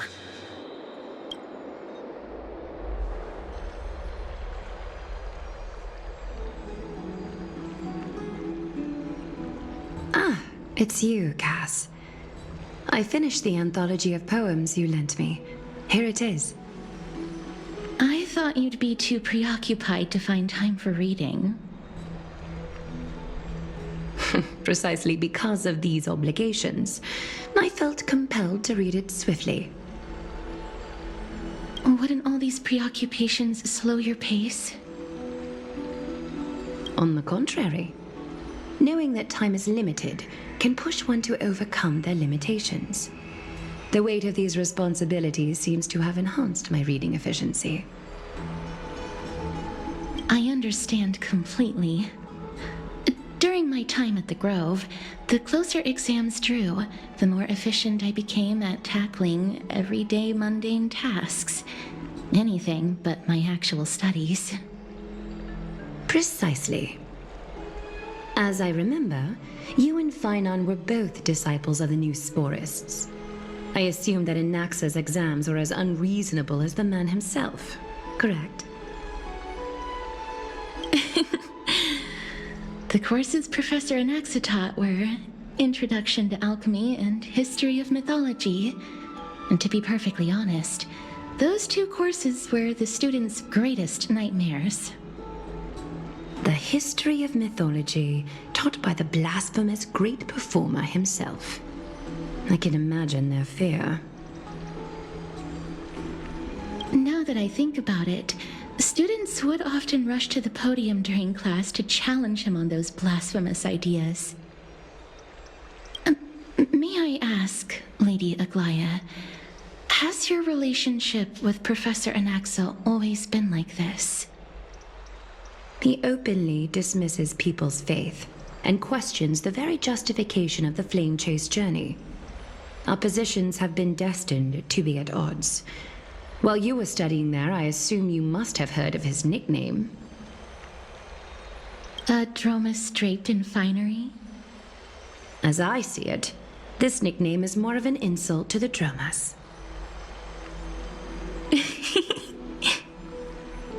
Despite his insufferable arrogance, I do hold a certain respect for his nature as a scholar. To remain true to his principles, he is unafraid to stand opposed to the world, and that requires considerable resolve. Anaxagoras' life is almost like a satire. As a Chrysos heir, he refuses to heed the prophecy, while he disrespects the gods. The gods have chosen him. He was indeed chosen by Circes. Is something weighing on you, Cass? The golden thread is quivering. I sense there's more to this exchange than idle chatter. With all due respect, I'd like to know what you plan to do with him. In light of his assistance in the battle against the Flame Reaver, I am willing to grant him some time to find a way to remove the core flame. However, if Anaxa decides to make any move that places us in danger, I will not hesitate to take extreme measures. Just as I feared. The Flame Chase journey is the destined path for the Chrysos heirs. Yet he now seems more like an empty shell. Given his strong sense of self-respect, I trust that Anaxagoras will make the right decision. Still, I can't help but hope for another possibility. Perhaps Anaxa will also overcome his limitations, now that he knows time is limited. I understand your stance. Let's continue this discussion another time. But now, let's greet our guest. You're here. Does this mean you're ready to take on Orynyx's trial?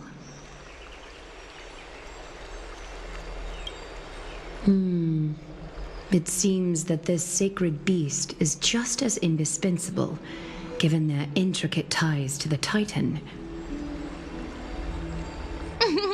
Memmy mem, memmy mem mem mem mem, memmy mem memmy mem. Surrendering the core flame is a Chrysos heir's duty. Your selfless assistance is deeply appreciated. However, I urge you to carefully consider the risks of accepting the trial. Becoming a demigod means forsaking your humanity. You will inherit Orynyx's divinity and bear the time of Amphorius, all on your own. From that point onward, your fate will be forever intertwined with ours, never to be separated again, until the end of Genesis. It's exceedingly rare to find a capable Chrysos heir. If this path proves unattainable, I am willing to lower my expectations. There are still many priests of Yanissopolis and their descendants in the city. If I'm left with no other option, I'll try to find someone worthy among them.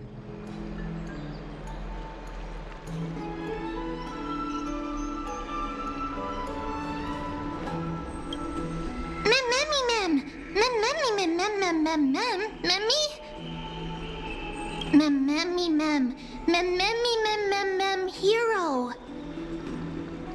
Memmy mem mem mem mem mem mem mem mem. Memmy mem mem mem mem mem mem mem memmy mem mem.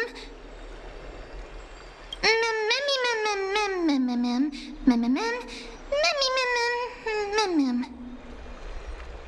It looks like you know that Titan rather. Memmy mem mem memmy mem mem mem memmy mem mem mem mem. Memories that exist outside of your own experiences. I can't explain why, but I can vouch for Mem's words. When I was in the abyss, I heard the Titan's groans, full of pain and grievances, yet without any ill will.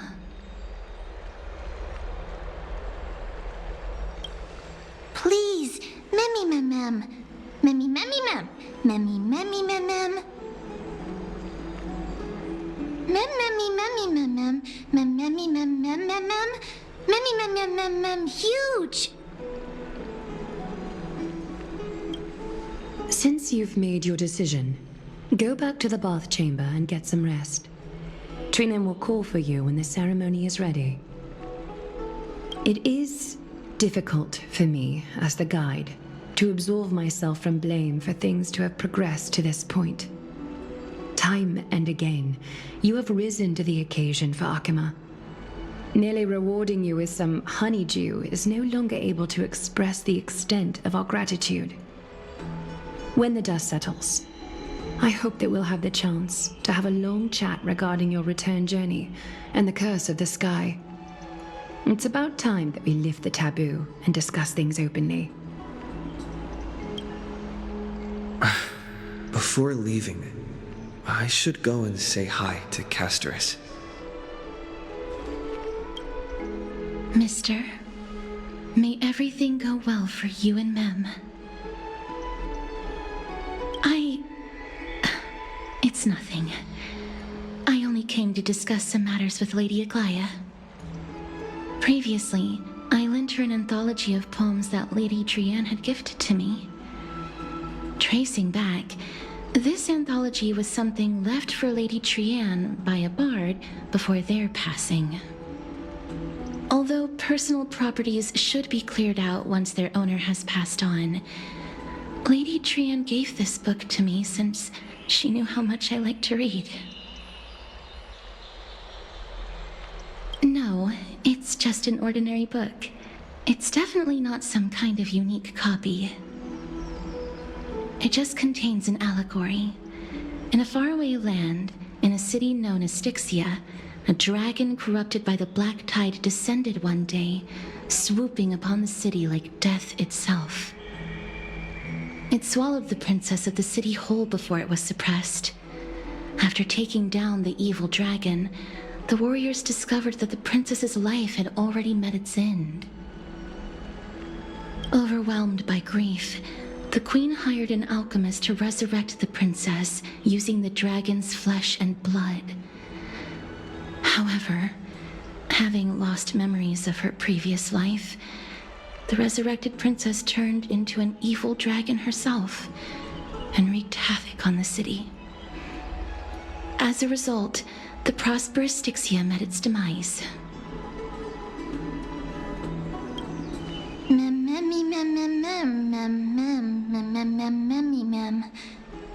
The author of this book is Archepia, a wandering bard who traveled to many cities. Among the things she left behind are poems, dictionaries, and many tragicomedy scripts. She even clearly underlined and took notes in books that covered myths with her elegant handwriting. While flipping through these books, I felt like I was afforded a glimpse into the life of Archepia. It felt just like I was traveling with someone that I'd never met before. It was as if she had yet to pass on and was still alive.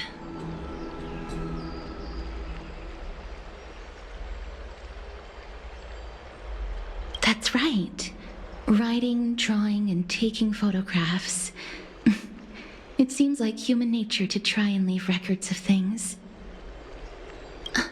Speaking of taking photographs, when I was helping you to take the photo previously, I did not look through the photos in your photo stone out of courtesy. But I'm also very curious about the story of the Rosy Celestial Maiden. Despite having visited many cities in Amphorius, I still understand nothing about the world beyond the sky. If there is an opportunity... Forget it. Let's talk about this in the future. For now, I only hope that you'll be able to complete the trial safely and obtain Orynyx's blessing. I don't think there's anything else to do here. Time to go back and talk to Danhak.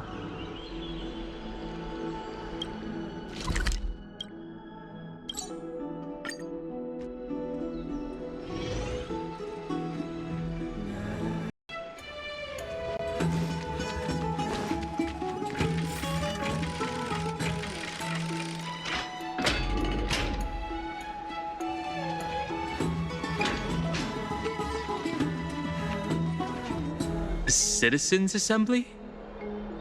That's right. Oh, partner, you're back just in time. This is something that the both of you should probably know.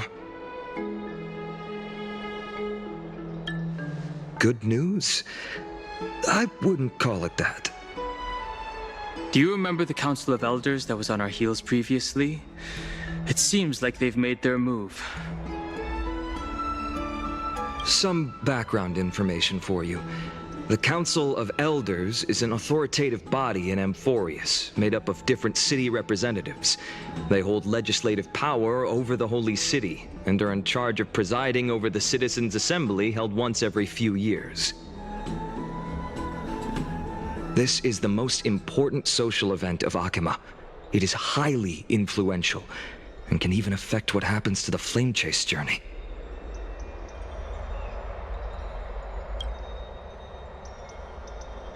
Despite her vision and wisdom that spans across thousands of years, even she cannot win over the hearts of everyone.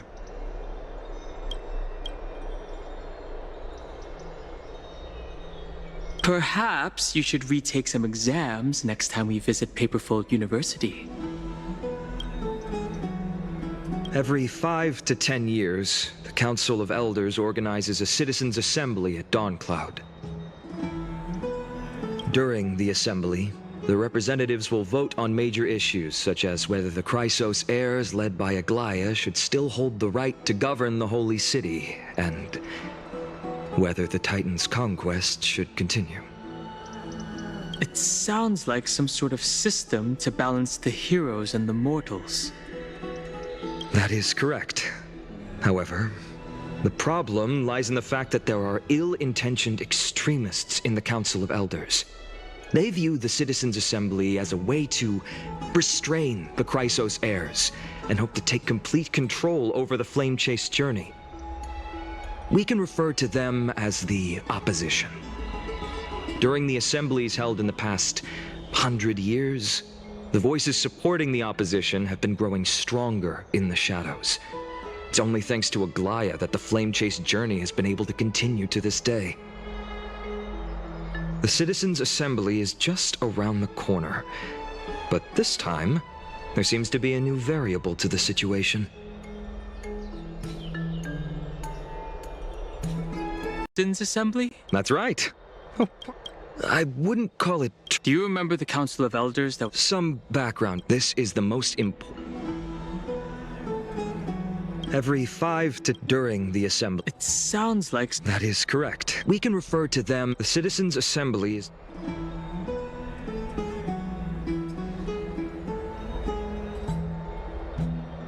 No. Although we might be mentioned, the Council of Elders has another target in mind. I'm afraid that the Council of Elders might want to take advantage of Professor Anaxa. Aglaya will surely take back Circe's core flame, but with Anaxa's current condition, it's so unique that nobody knows how taking the core flame away from him will affect him. He has always been someone that is only concerned about his own research. I'm certain that he must want to escape from the monitoring of the Golden Thread and protect himself. If the opposition were to offer an olive branch at this time... You suspect that he might betray the Flame Chase journey and defect toward the Council of Elders? Anaxa has never believed in the prophecy, so technically it cannot be considered a betrayal. However, he has taught many Chrysos heirs, and has long been considered an important ally of Akuma. I truly do not wish to see comrades turning on one another. I have a better understanding of the full picture now. Is there anything that we can do? As I believe in his character, I plan to plead with Aglaya and try to buy more time for him. Then, the greatest way in which you can help is for you to know what I am fighting for. We understand. Thank you for being honest with us. Things are piling up again. You and Mem are tied up with Ornyx's trial, and while I am preparing to visit the Grove to uncover clues about the world beyond the sky.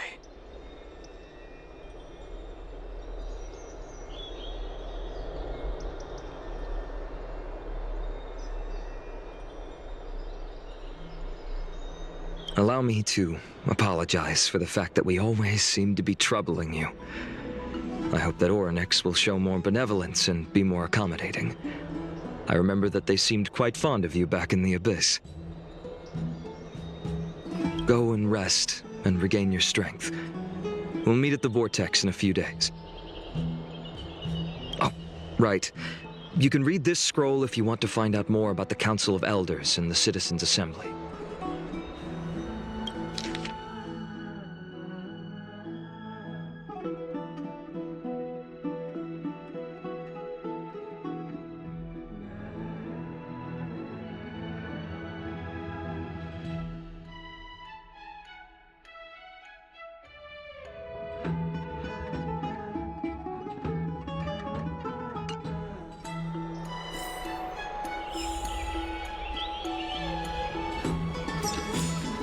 It's just as I suspected.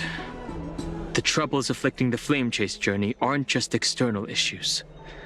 The complex internal politics and interpersonal relationships are also exacerbating the problem.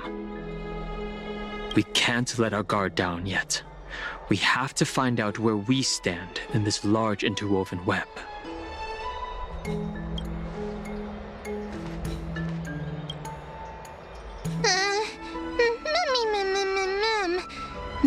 Mem nervous.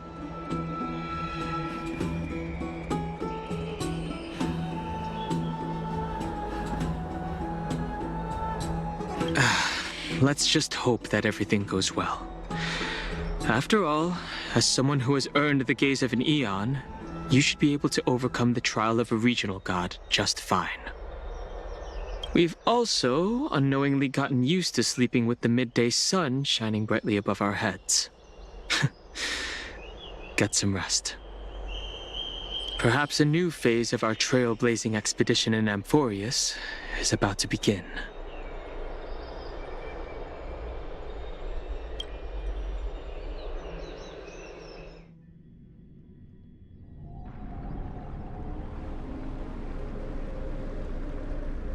Esteemed one, Orynyx's vacant totem awaits.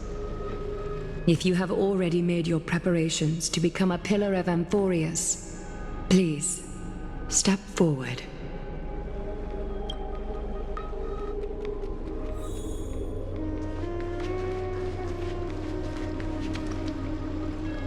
Little Gray and Mem, thank you. Your resolves cannot be questioned. We praise your pure selflessness and courage.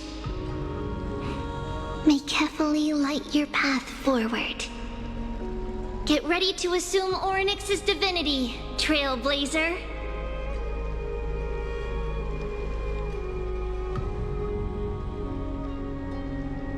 The divine position of Orynyx has already been vacant for some time. We can feel the space of the trial closing. As there isn't much of their soul left, we'll have to complete the ceremony before their soul completely dissipates.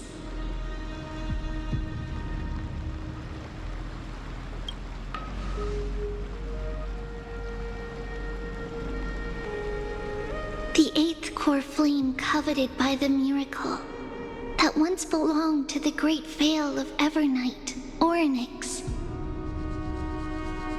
It shall now be returned by the two elected heroes of the Chrysosairs, a traveler who is upright and courageous, and a sacred beast that invokes miracles.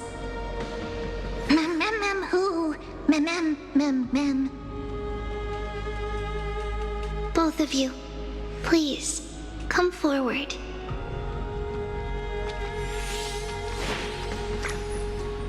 Recite along with us. O Majesty of the 12 Titans, pillars of the world, we seek your divinity to mend the rifts of the world. Fill our bodies with blood of gold till we wither in willing service to the prophecy. I don't think I have gold blood. These are just words meant to make the prayer seem more solemn. Please, focus.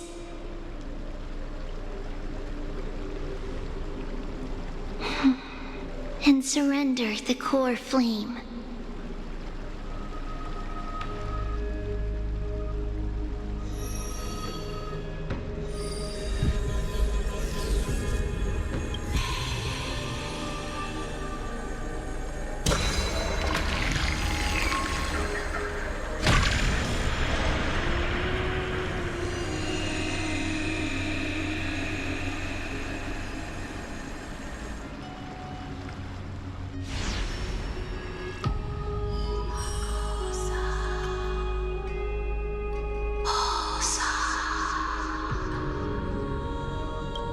Orynyx.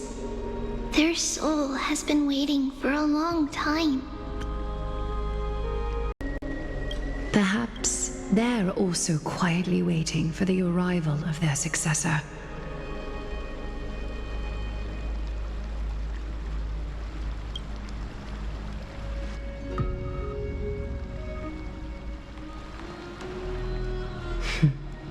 The last time I heard this, things didn't turn out that well. Don't worry, Aglaya. He's tougher than I am, right?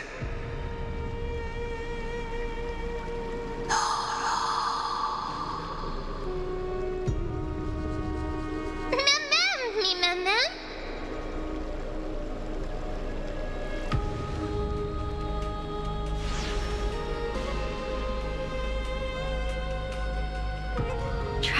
Father from beyond the sky, let us pray that the Titan acknowledges your worthiness. Although he loves cracking jokes at inopportune times, his determination is as strong as the Chrysos heirs. He will definitely succeed.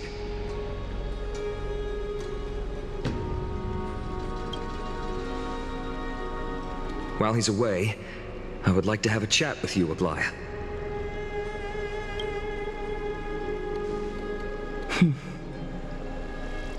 Speak. I'm listening.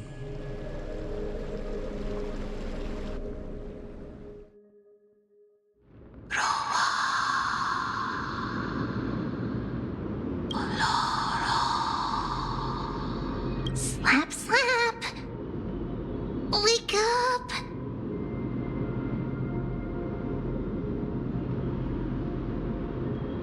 How is it? How do you feel? Right? I think that it's amazing too. Testing, testing, 1, 2, 3. Testing, testing, 1, 2, 3. I have such a cute voice. It must be because of all the memories that I collected. They allowed me to grow beyond expectations. Also, listen. The words of the Titan are becoming clearer. Mother.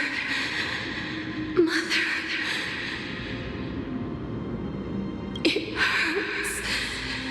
Have I finally reached the end? Are the years of isolation coming to an end? Oryx.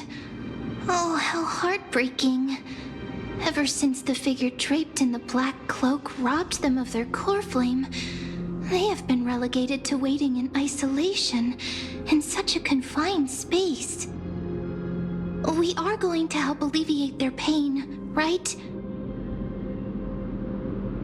Memories. Broken.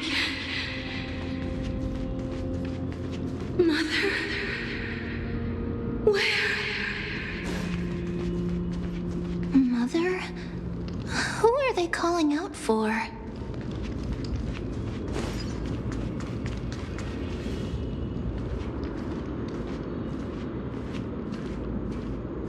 You. It's you. I remember you. Skyfather has gazed upon you.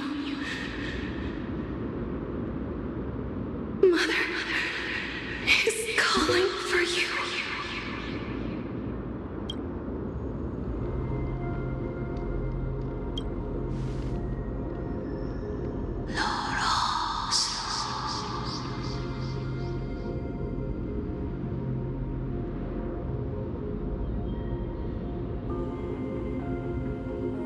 Skyfather has chosen you.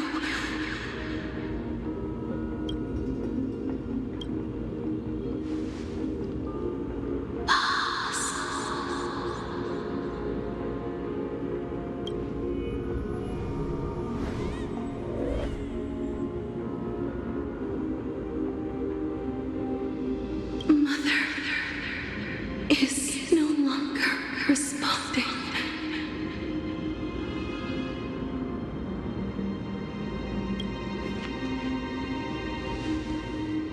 Something important. An important matter. Oryx, listen to me. Aren't you tired? Throughout the long years, you have always been protecting the fate of Amphorius. Each time people draw strength from within their memories, every single ripple falls onto your shoulders. There's no need for you to bear this any longer, Oryx. From today onwards, someone else will bear time on your behalf. This is why we have come. Freedom. Freedom.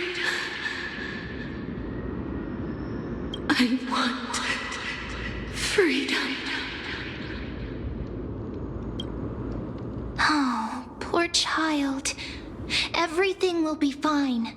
Let us help you. You can have a good rest now.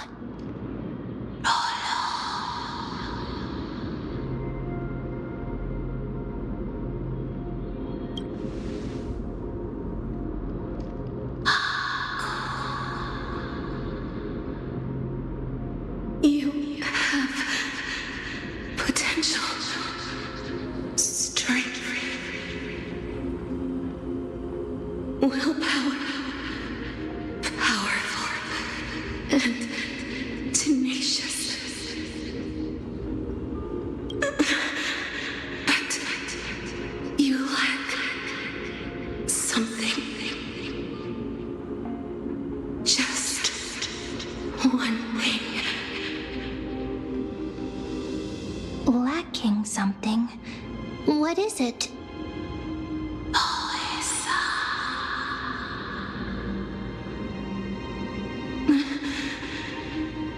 What you lack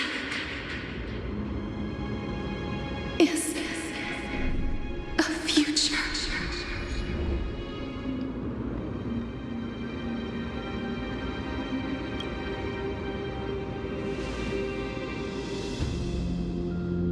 Future? Traveler from the sky. You should have dissipated already. The gaze from the Sky Father. Stabilize your form. Because from the moment you crossed the sky, your life was cast away. Right now, you are simply a collection of walking memories. What? How is that possible?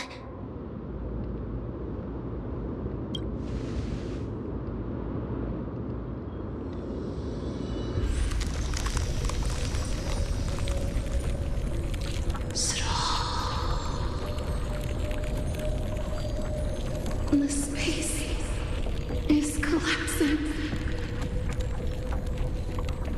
Someone must inherit the authority of time. If the pillar is lost, the laws of time will collapse. Amphorius will succumb to eternal disorder.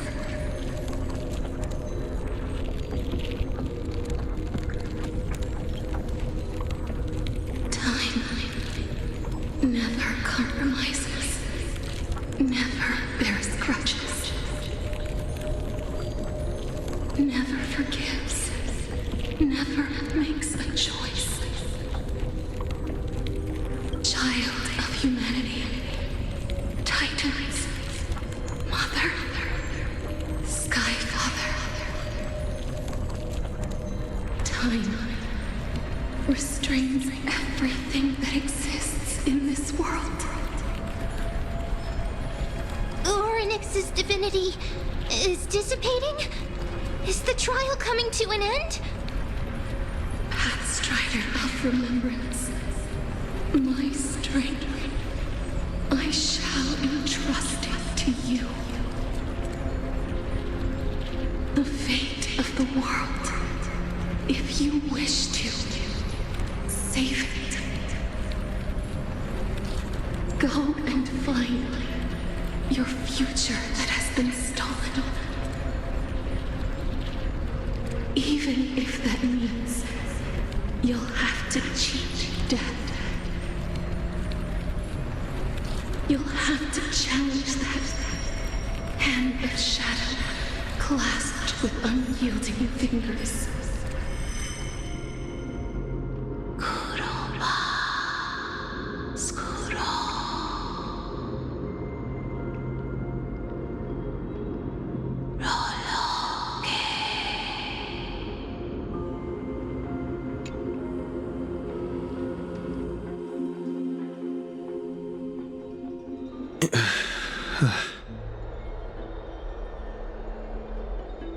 You're finally awake.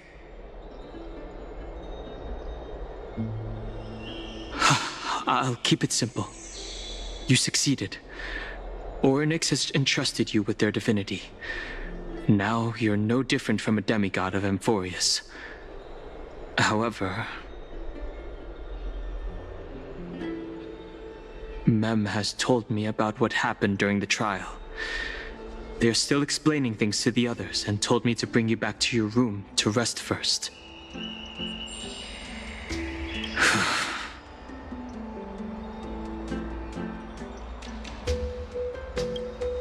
For you to be able to say that even now, you're truly impressive. There's something that I've never told you. When we landed on Amphorius, our car was pierced by Nicodor's lance. Do you remember? Back in the ruins of the Abyss, this is what I said.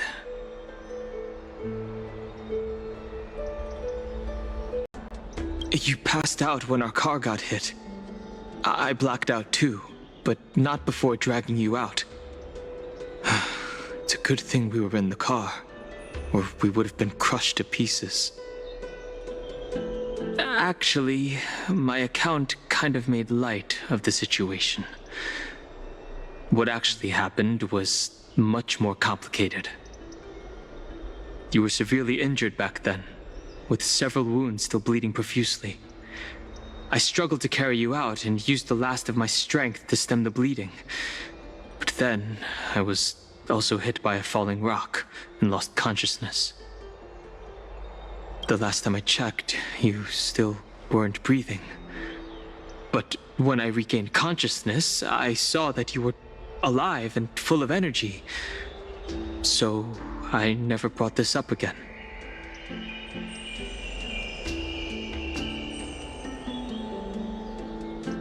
I'm not sure whether the gaze of Fuli has anything to do with this matter. But according to the Titan, you are living in the form of a memory right now. Just like those objects of the past and the miracles of Orynyx. Perhaps Mem is the anchor rope that ties you to the present. I had assumed they couldn't stray too far from you, but the truth might be the exact opposite.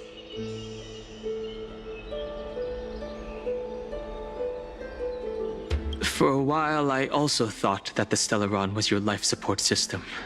But it seems like this hypothesis has been disproven. It's not time for us to despair yet. There must be a way to save you. Orynyx mentioned finding your stolen future and cheating death. Considering Mydei's indestructible body, it seems to suggest that there is some kind of miraculous power in Amphorius that can even reverse death.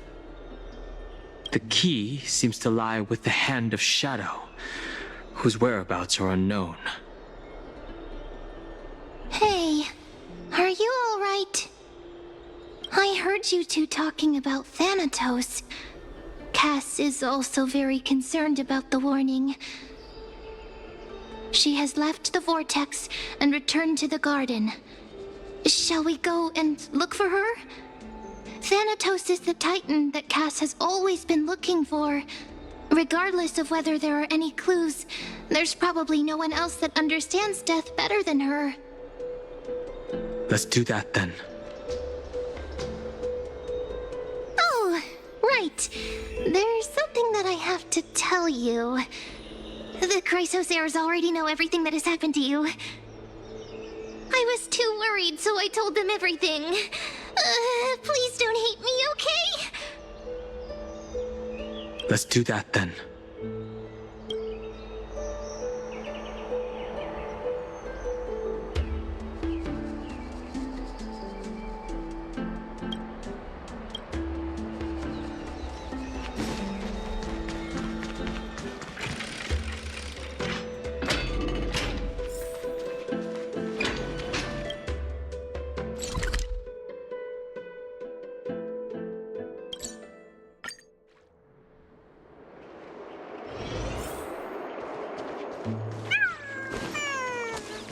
born.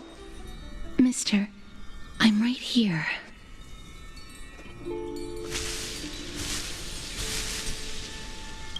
Please stay there and slowly turn around.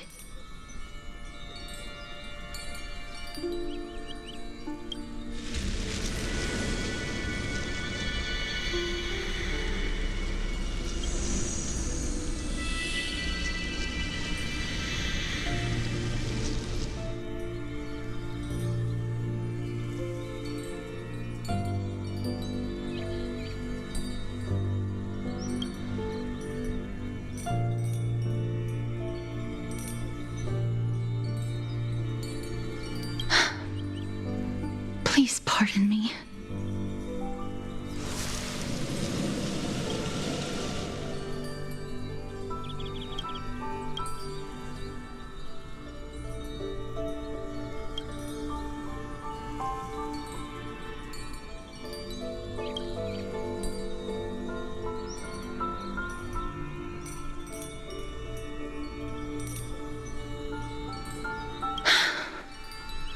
Just as I expected.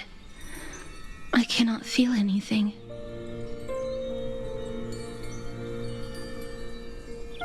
I'm sorry.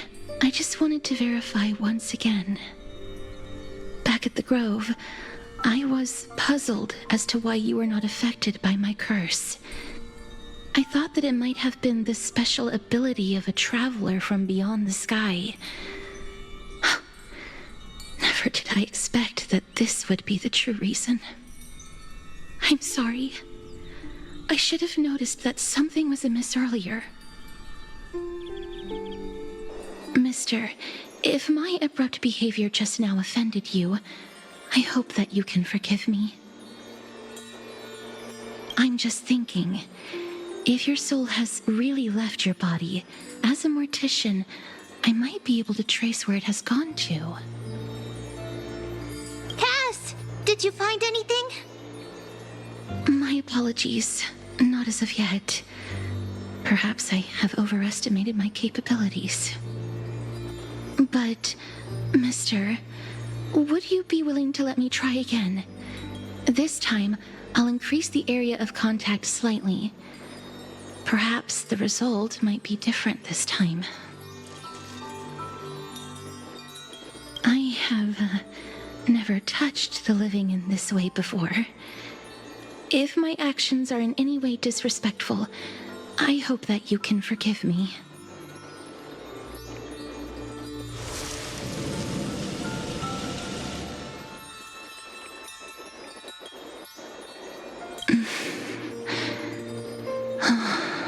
Yes.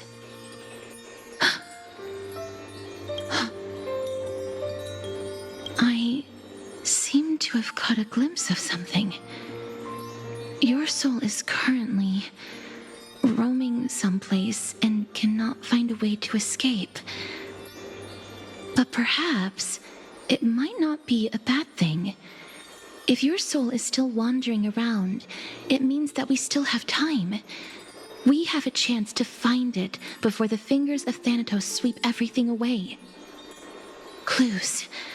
Just a few more. I need more guidance. The connection has been severed. With my strength, I'm not able to trace it. It was me. I was a little too hasty. Don't worry, mister.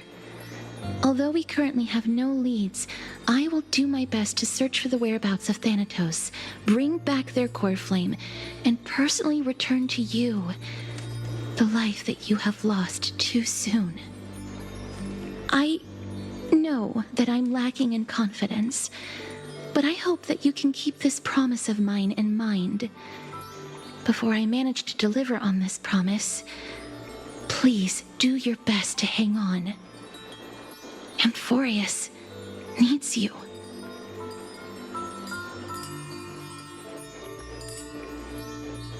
Lady Aglaia and Lord Finon are currently discussing some matters in the paths. They're worried about you too. If possible, please go there and let them know that you're well. Although, I don't actually know whether your current situation can be described as well. Also, please accept this Styxian fable. Reading can help one to focus and relax. I hope that reading this can help tide you through this difficult period. Species are disappearing.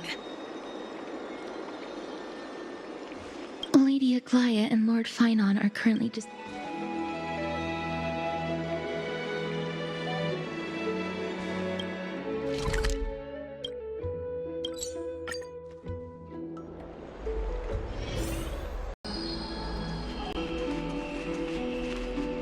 They're here. That partner! Hyacinth said you definitely wake up. How do you feel?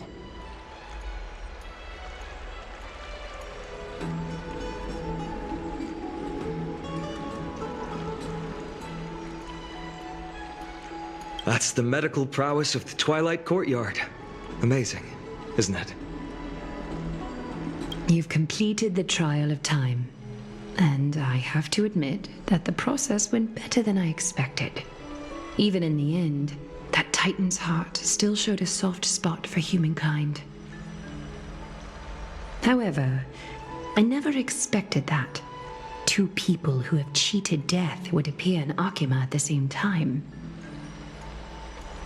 That's what we have been talking about. Mydei has been in Akima for such a long time, but has no one thought to study his indestructible body? If there were even any minor breakthroughs, we wouldn't be as clueless as we are right now. Many have had this idea, but so far, there have been no results. If it were successful, Thanatos wouldn't have disappeared without a trace. Nevertheless, now is not the time for us to give up.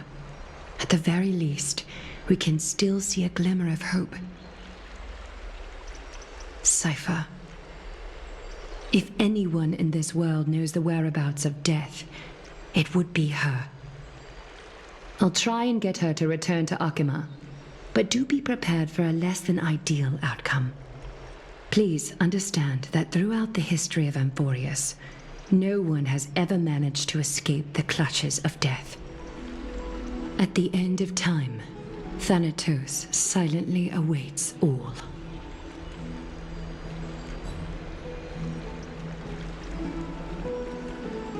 It is my duty.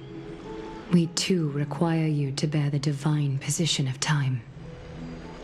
But before that, just... What's wrong, Aglaia? Omens always come in pairs. A tiny air current will eventually brew into a storm that tears the sky apart. It's Anaxagoras. He has initiated contact with the Council of Elders. In the end, it has still come down to this. I earnestly hope that your assessment of him is accurate, Finan. Otherwise, the efforts of my teacher and I over the past millennium might be reduced to dust because of that great performer.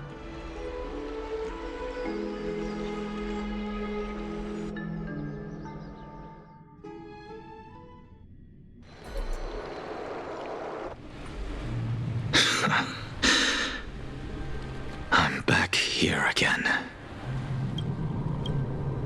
I remember this dream. This realm is covered in a silk-like fog, and the land is barren and harsh. The crowd of travelers leaves tracks everywhere. Hey! Excuse me! What is this place? Where in Amphorius are we?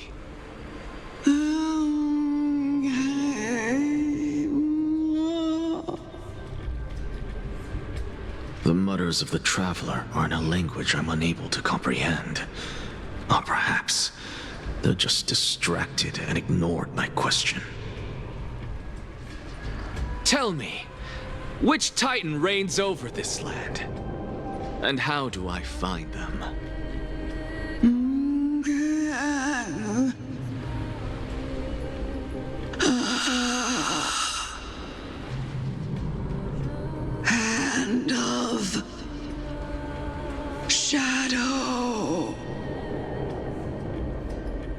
Land of Shadow Thanatos.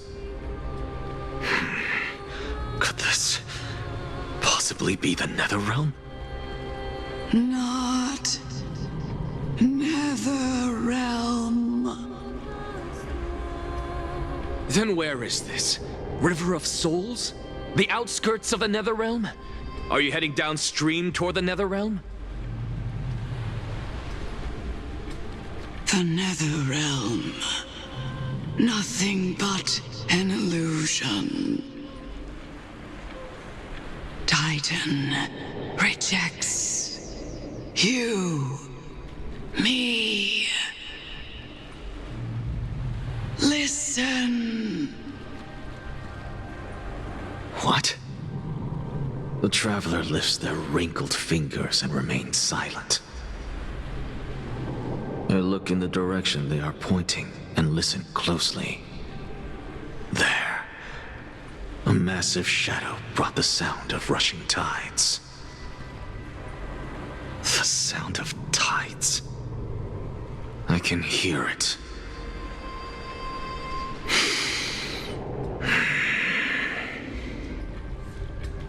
I hear it, deep within the tides, beyond the closed gates of the void world. A voice, about to recount something. Child of humanity, is it death's embrace you yearn for with such urgency? Oh, you have awoken. Welcome back to the mortal realm. Your consciousness is dissipating much faster than I expected. Ultimately, it seems like the Titan's core flame is incompatible with a mortal body. How much longer can my consciousness remain in the mortal realm? In my estimation, at best, you'll see 15 more entry hours. 15 days and nights. What is it? Are you finally starting to become attached to the mortal world now? On the contrary, 15 days feels a little too long for solving a singular problem.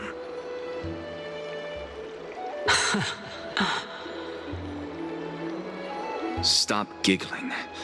It's time for us to go. The messenger from the Council of Elders is almost here. Let me ask you one more question. Are you really planning to betray Aglaya's will? What betrayal is there to speak of when I was never loyal to her to begin with? What about that white-haired student of yours? Acting so recklessly, do you not care about what might happen to him? There will be a price to pay for blind faith. This is also a lesson for Finan.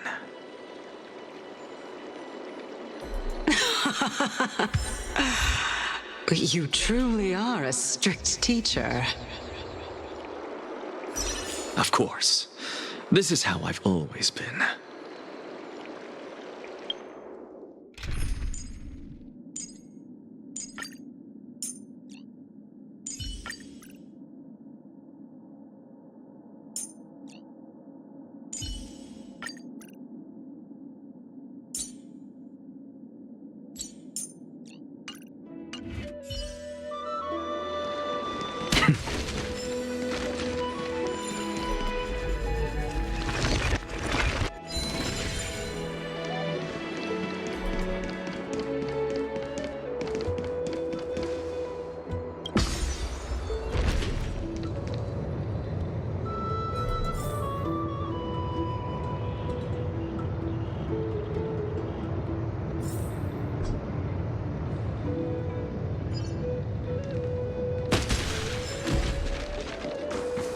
Sorry to keep you waiting, Lord Inexagaris.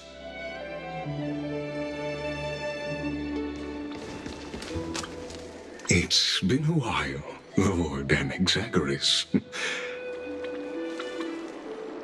I greet you on behalf of all the citizens of Akima, and express my deepest regret about what happened at the Grove of Epiphany. It's you. I never expected that you would personally come and meet me. By Kefali into Lantern above, I have come as a testament to the justice of the Council of Elders. There are Antikytherans here? They have been a rare sight ever since the Chrysos War. I extend to you my utmost respect, revered Titan. I am Lycurgus, though you may call me Lygus, holding an honorary position within the Council of Elders in Akima, and as the Theoros, I stand to protect the right of all upright citizens to express themselves freely. You can see them too? You know about us. We Antikytherans perceive the world through the amplitude and frequency of souls. Just as I am conscious that Lady Aglaya is secretly listening in on our private meeting from afar, if necessary, Lord Anaxagoras, I can sever the golden thread to protect your fundamental rights. The demigod should know better, for such is her station. Spare those poor threads, and just let her listen to my words. They shall serve only to unveil her own folly. May I interpret this as you having a countermeasure? I need not any plan, because she can do nothing other than petty espionage. As the Citizens' Assembly approaches, and with Orynyx's fall, any attempt to capture the core flame within me will only usher chaos and calamity, a truth she undoubtedly comprehends. While I, Anaxagoras, serving as the Grove's special envoy to Akima's Citizens' Assembly, have long known the extent of your abilities. Let's forego the formality of asserting authority, Lord Lygus. Lead the way. Very well. Surely Lady Kindness would appreciate such assertiveness in an ally.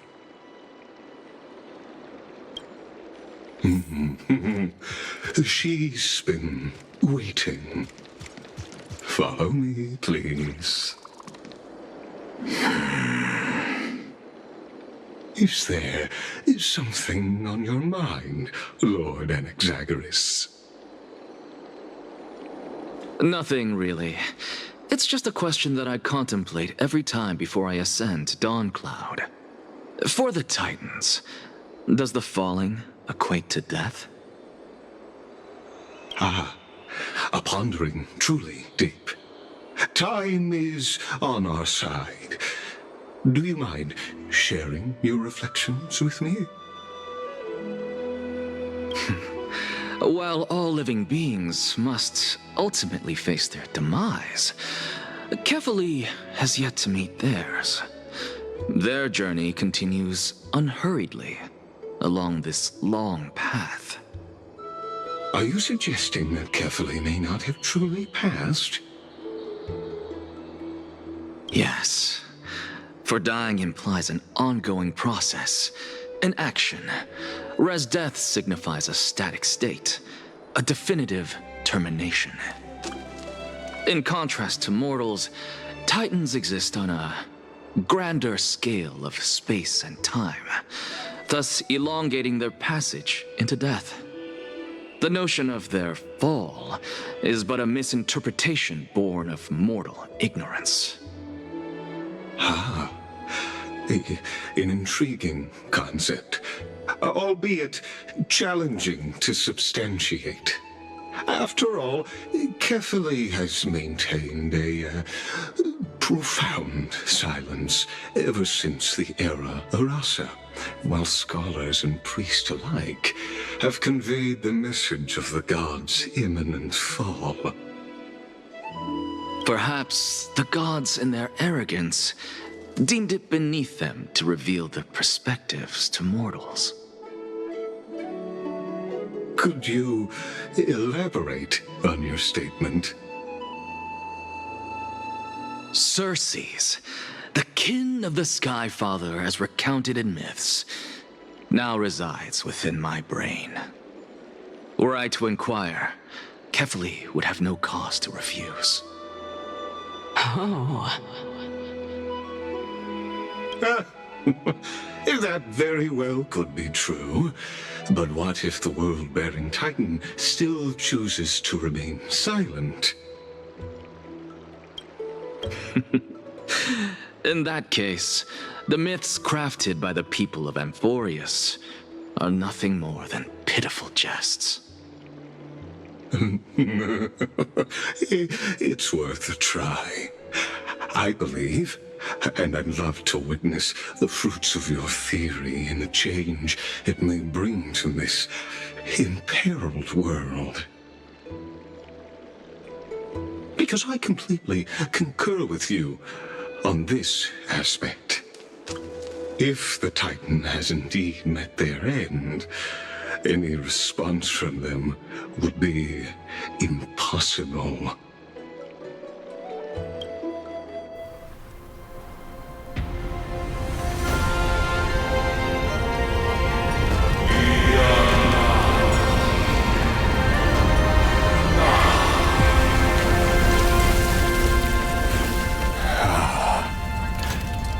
Please, Professor.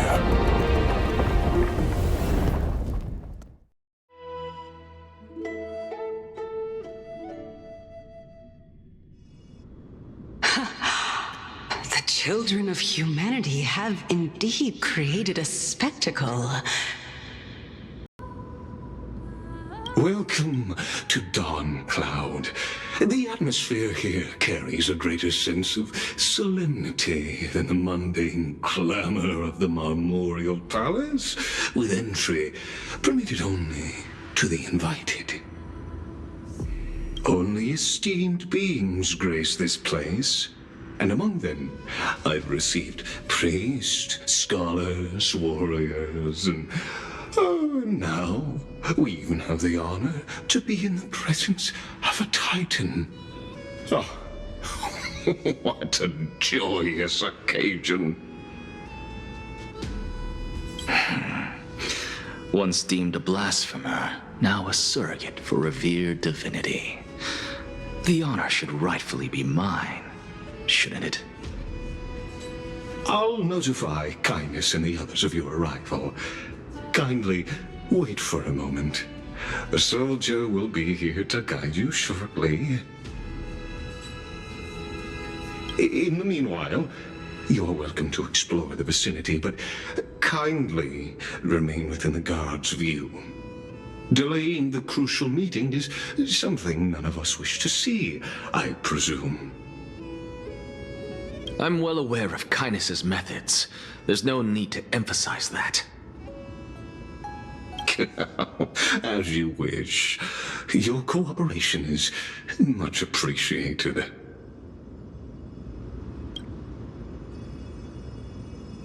Alas, I had hoped for a brilliant plan from you, but it turns out you just left one cage to enter another. Save your concerns. I know very well what I'm doing. I shall depart to explore the surroundings then. And now that I look around, I wonder if there are any murals bearing my portrait around here. I'm quite intrigued to see how the children of humanity beyond the grove perceive another Titan. Off you go. I won't be joining you. This Titan appears to be quite at ease. should investigate the Council of Elders' recent activities first. Be aware. I can hear you perfectly well from here.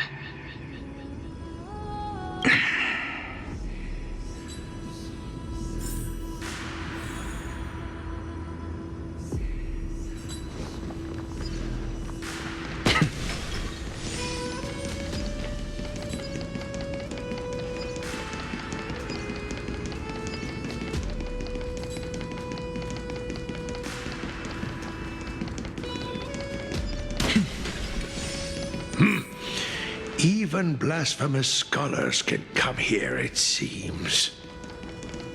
Looks like my presence here is quite unwelcome.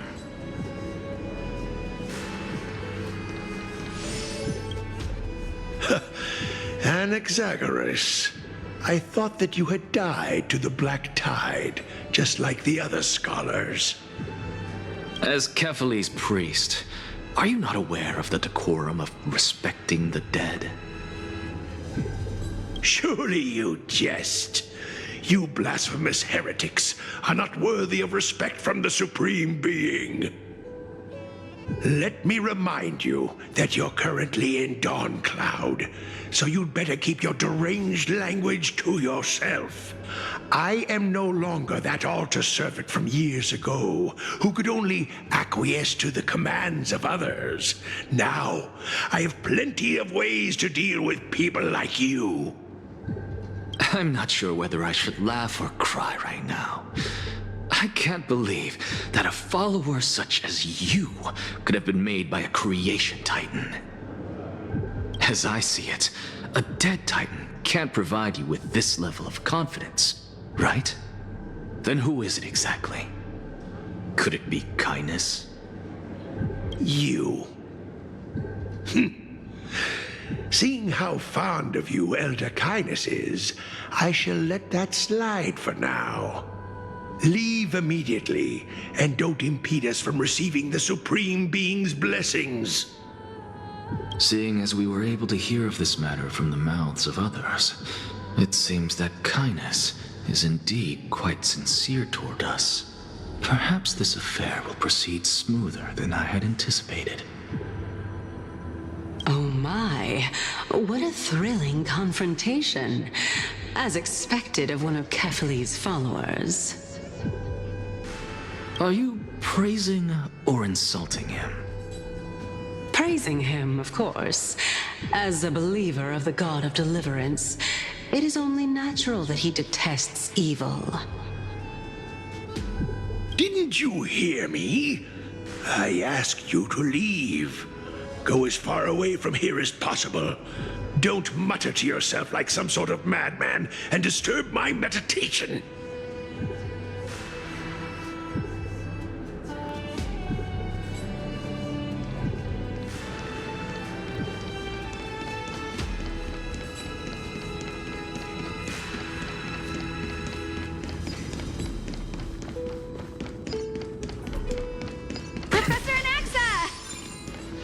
Over here!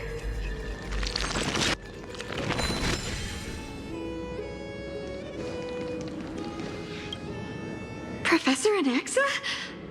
Word has it that the scholars of the Grove valiantly perished resisting the Black Tide. To find you here safe and sound, thank the Fates. You could say it's the Fates toying with us. It's only the Cremnoans and Idonians who chase glory through death. But your survival is a victory in itself. I'd settle for that gladly. So, are you here to report the incident to the Council? I heard that after the Black Tide devoured the Grove, Akama would be next in line, even with the demigod of strife standing alongside humankind. Tell me, how much does the Council of Elders know about the Black Tide? Once Kindness and her followers learned of Circe's and Orynyx's fall, they proclaimed in the council that the Flame Chasers could no longer stand against the calamity alone. Yet, when the Crown Prince ascended to godhood and repelled the Black Tide, she immediately altered her tune, declaring that all was resolved beyond Akama, with the only remaining menace now being Aglaya and her adherents. They might well make their move at the upcoming Citizens' Assembly. No surprises there, those shifty opportunists. Thank you for your honesty, virtuous student. Being an opportunist could very well be a facet of wisdom. Shouldn't you be searching for murals of yourself? I've had enough of your prattling. I was really curious to see how you would find the middle ground between both factions, so I came to listen in. But it seems as though this kindness is much more ruthless than Aglaya. If so, why do you want to work with her? Could it be that perhaps you've decided to readily surrender this hollow shell of yours, just because you feel like death is fast approaching? I'm afraid you'll be sorely disappointed if that's what you truly think. I've had enough of this. Could the 15th entry hour arrive any faster?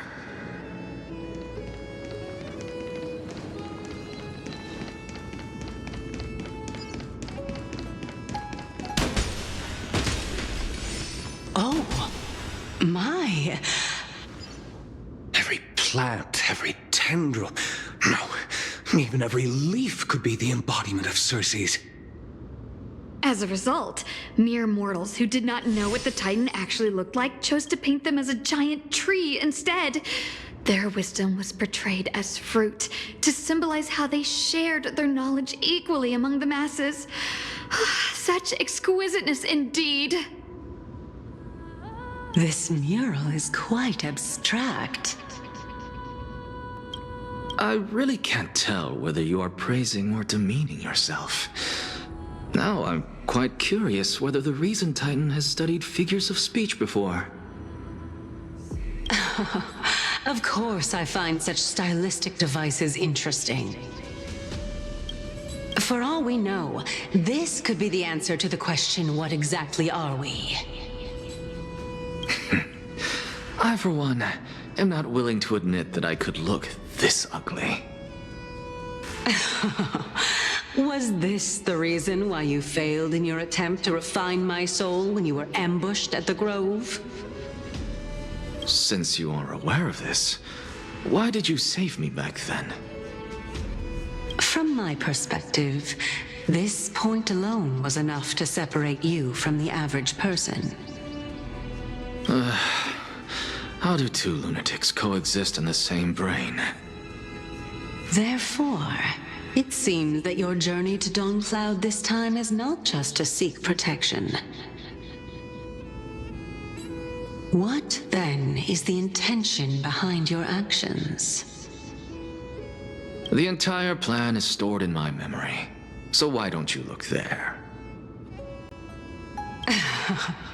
Then don't mind if I do.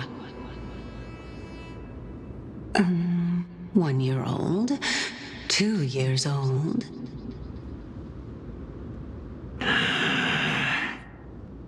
Oh my! Even a member of the preeminent 7 sages must hug his Dromastal to sleep? How interesting. That's enough. How unusual.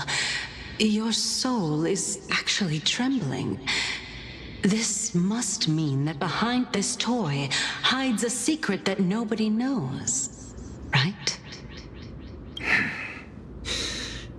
Since our days are both numbered, I don't mind telling you more about it. This is a present that my sister gave to me. It's a doll that was made to look like our family pet. So there are other members in your family, eh? Are they also living in Akama? Don't you just love to pick through my brain? Go on, continue flipping through my memories. It won't take long. You'll discover the answer when you reach the memories of when I was 5. Oh, the black tide is everywhere. I can't bear to look. When I was young, I couldn't accept this outcome either.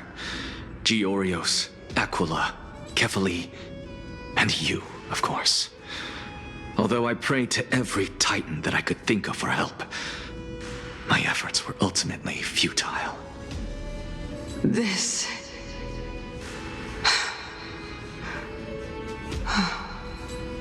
Could this be the inception of your research into alchemy?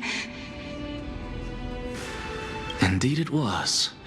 Everything started from that verdant courtyard of yours. When I was pursuing my education there, I naturally also came to learn of Thelesis' theory as well.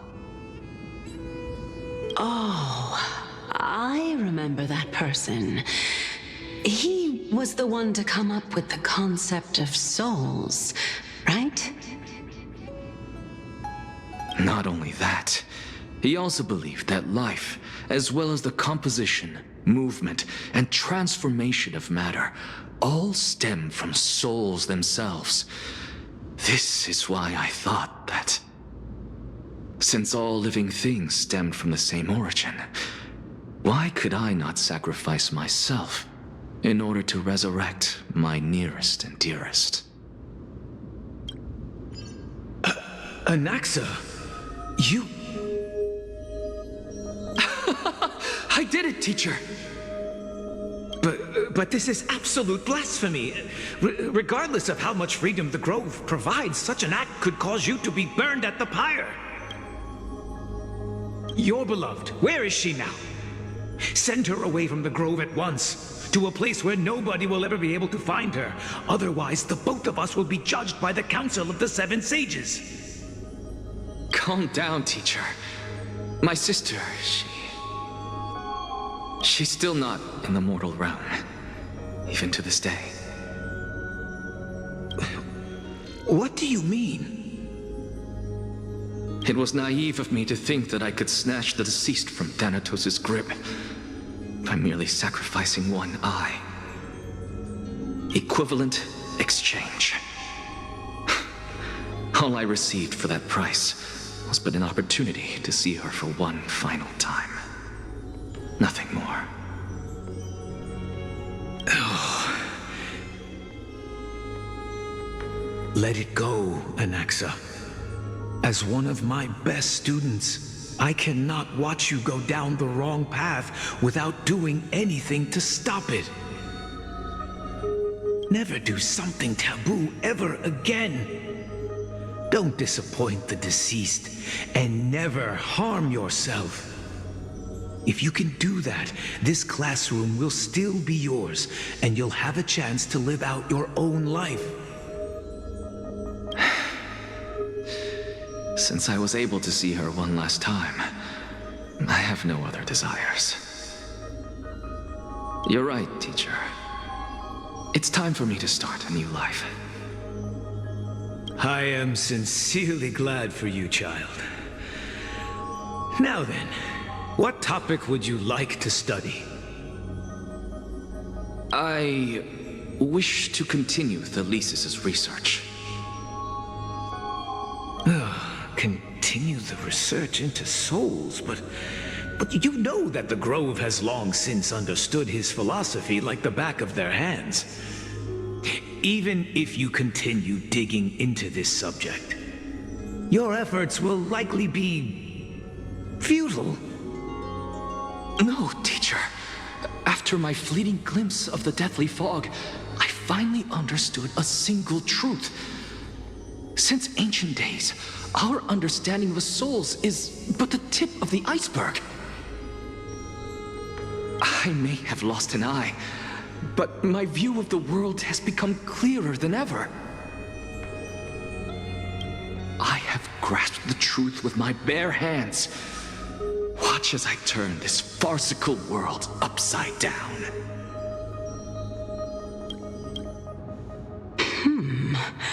Who would have thought such a secret lay concealed beneath that hefty eye patch of yours?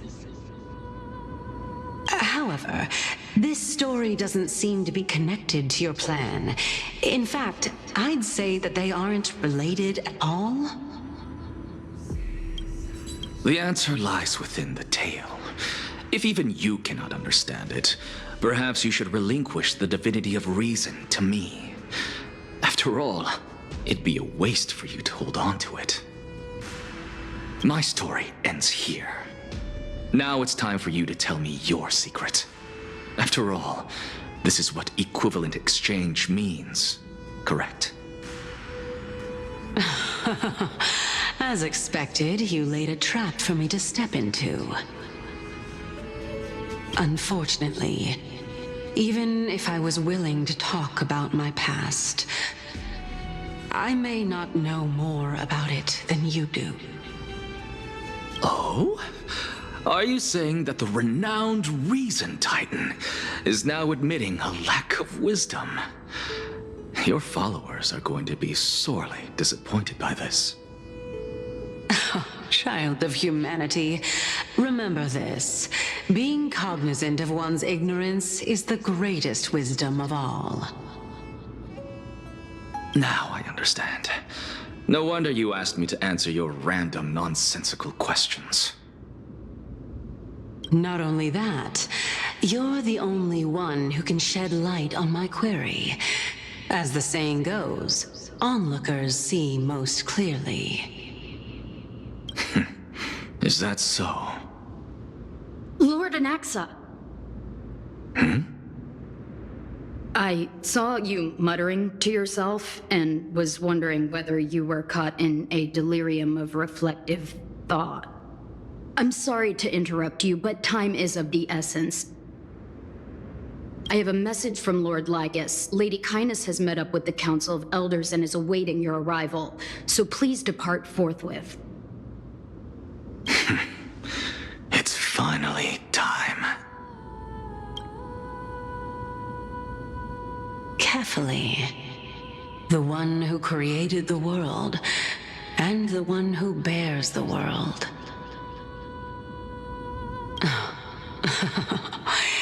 If you truly have not met your end, how will you answer the challenges of those who defy you? I didn't expect you to agree to Lady Kindness's invitation. What a wonderful turn of events. To tell you the truth, there are many people who hold grudges against that Lady Goldweaver.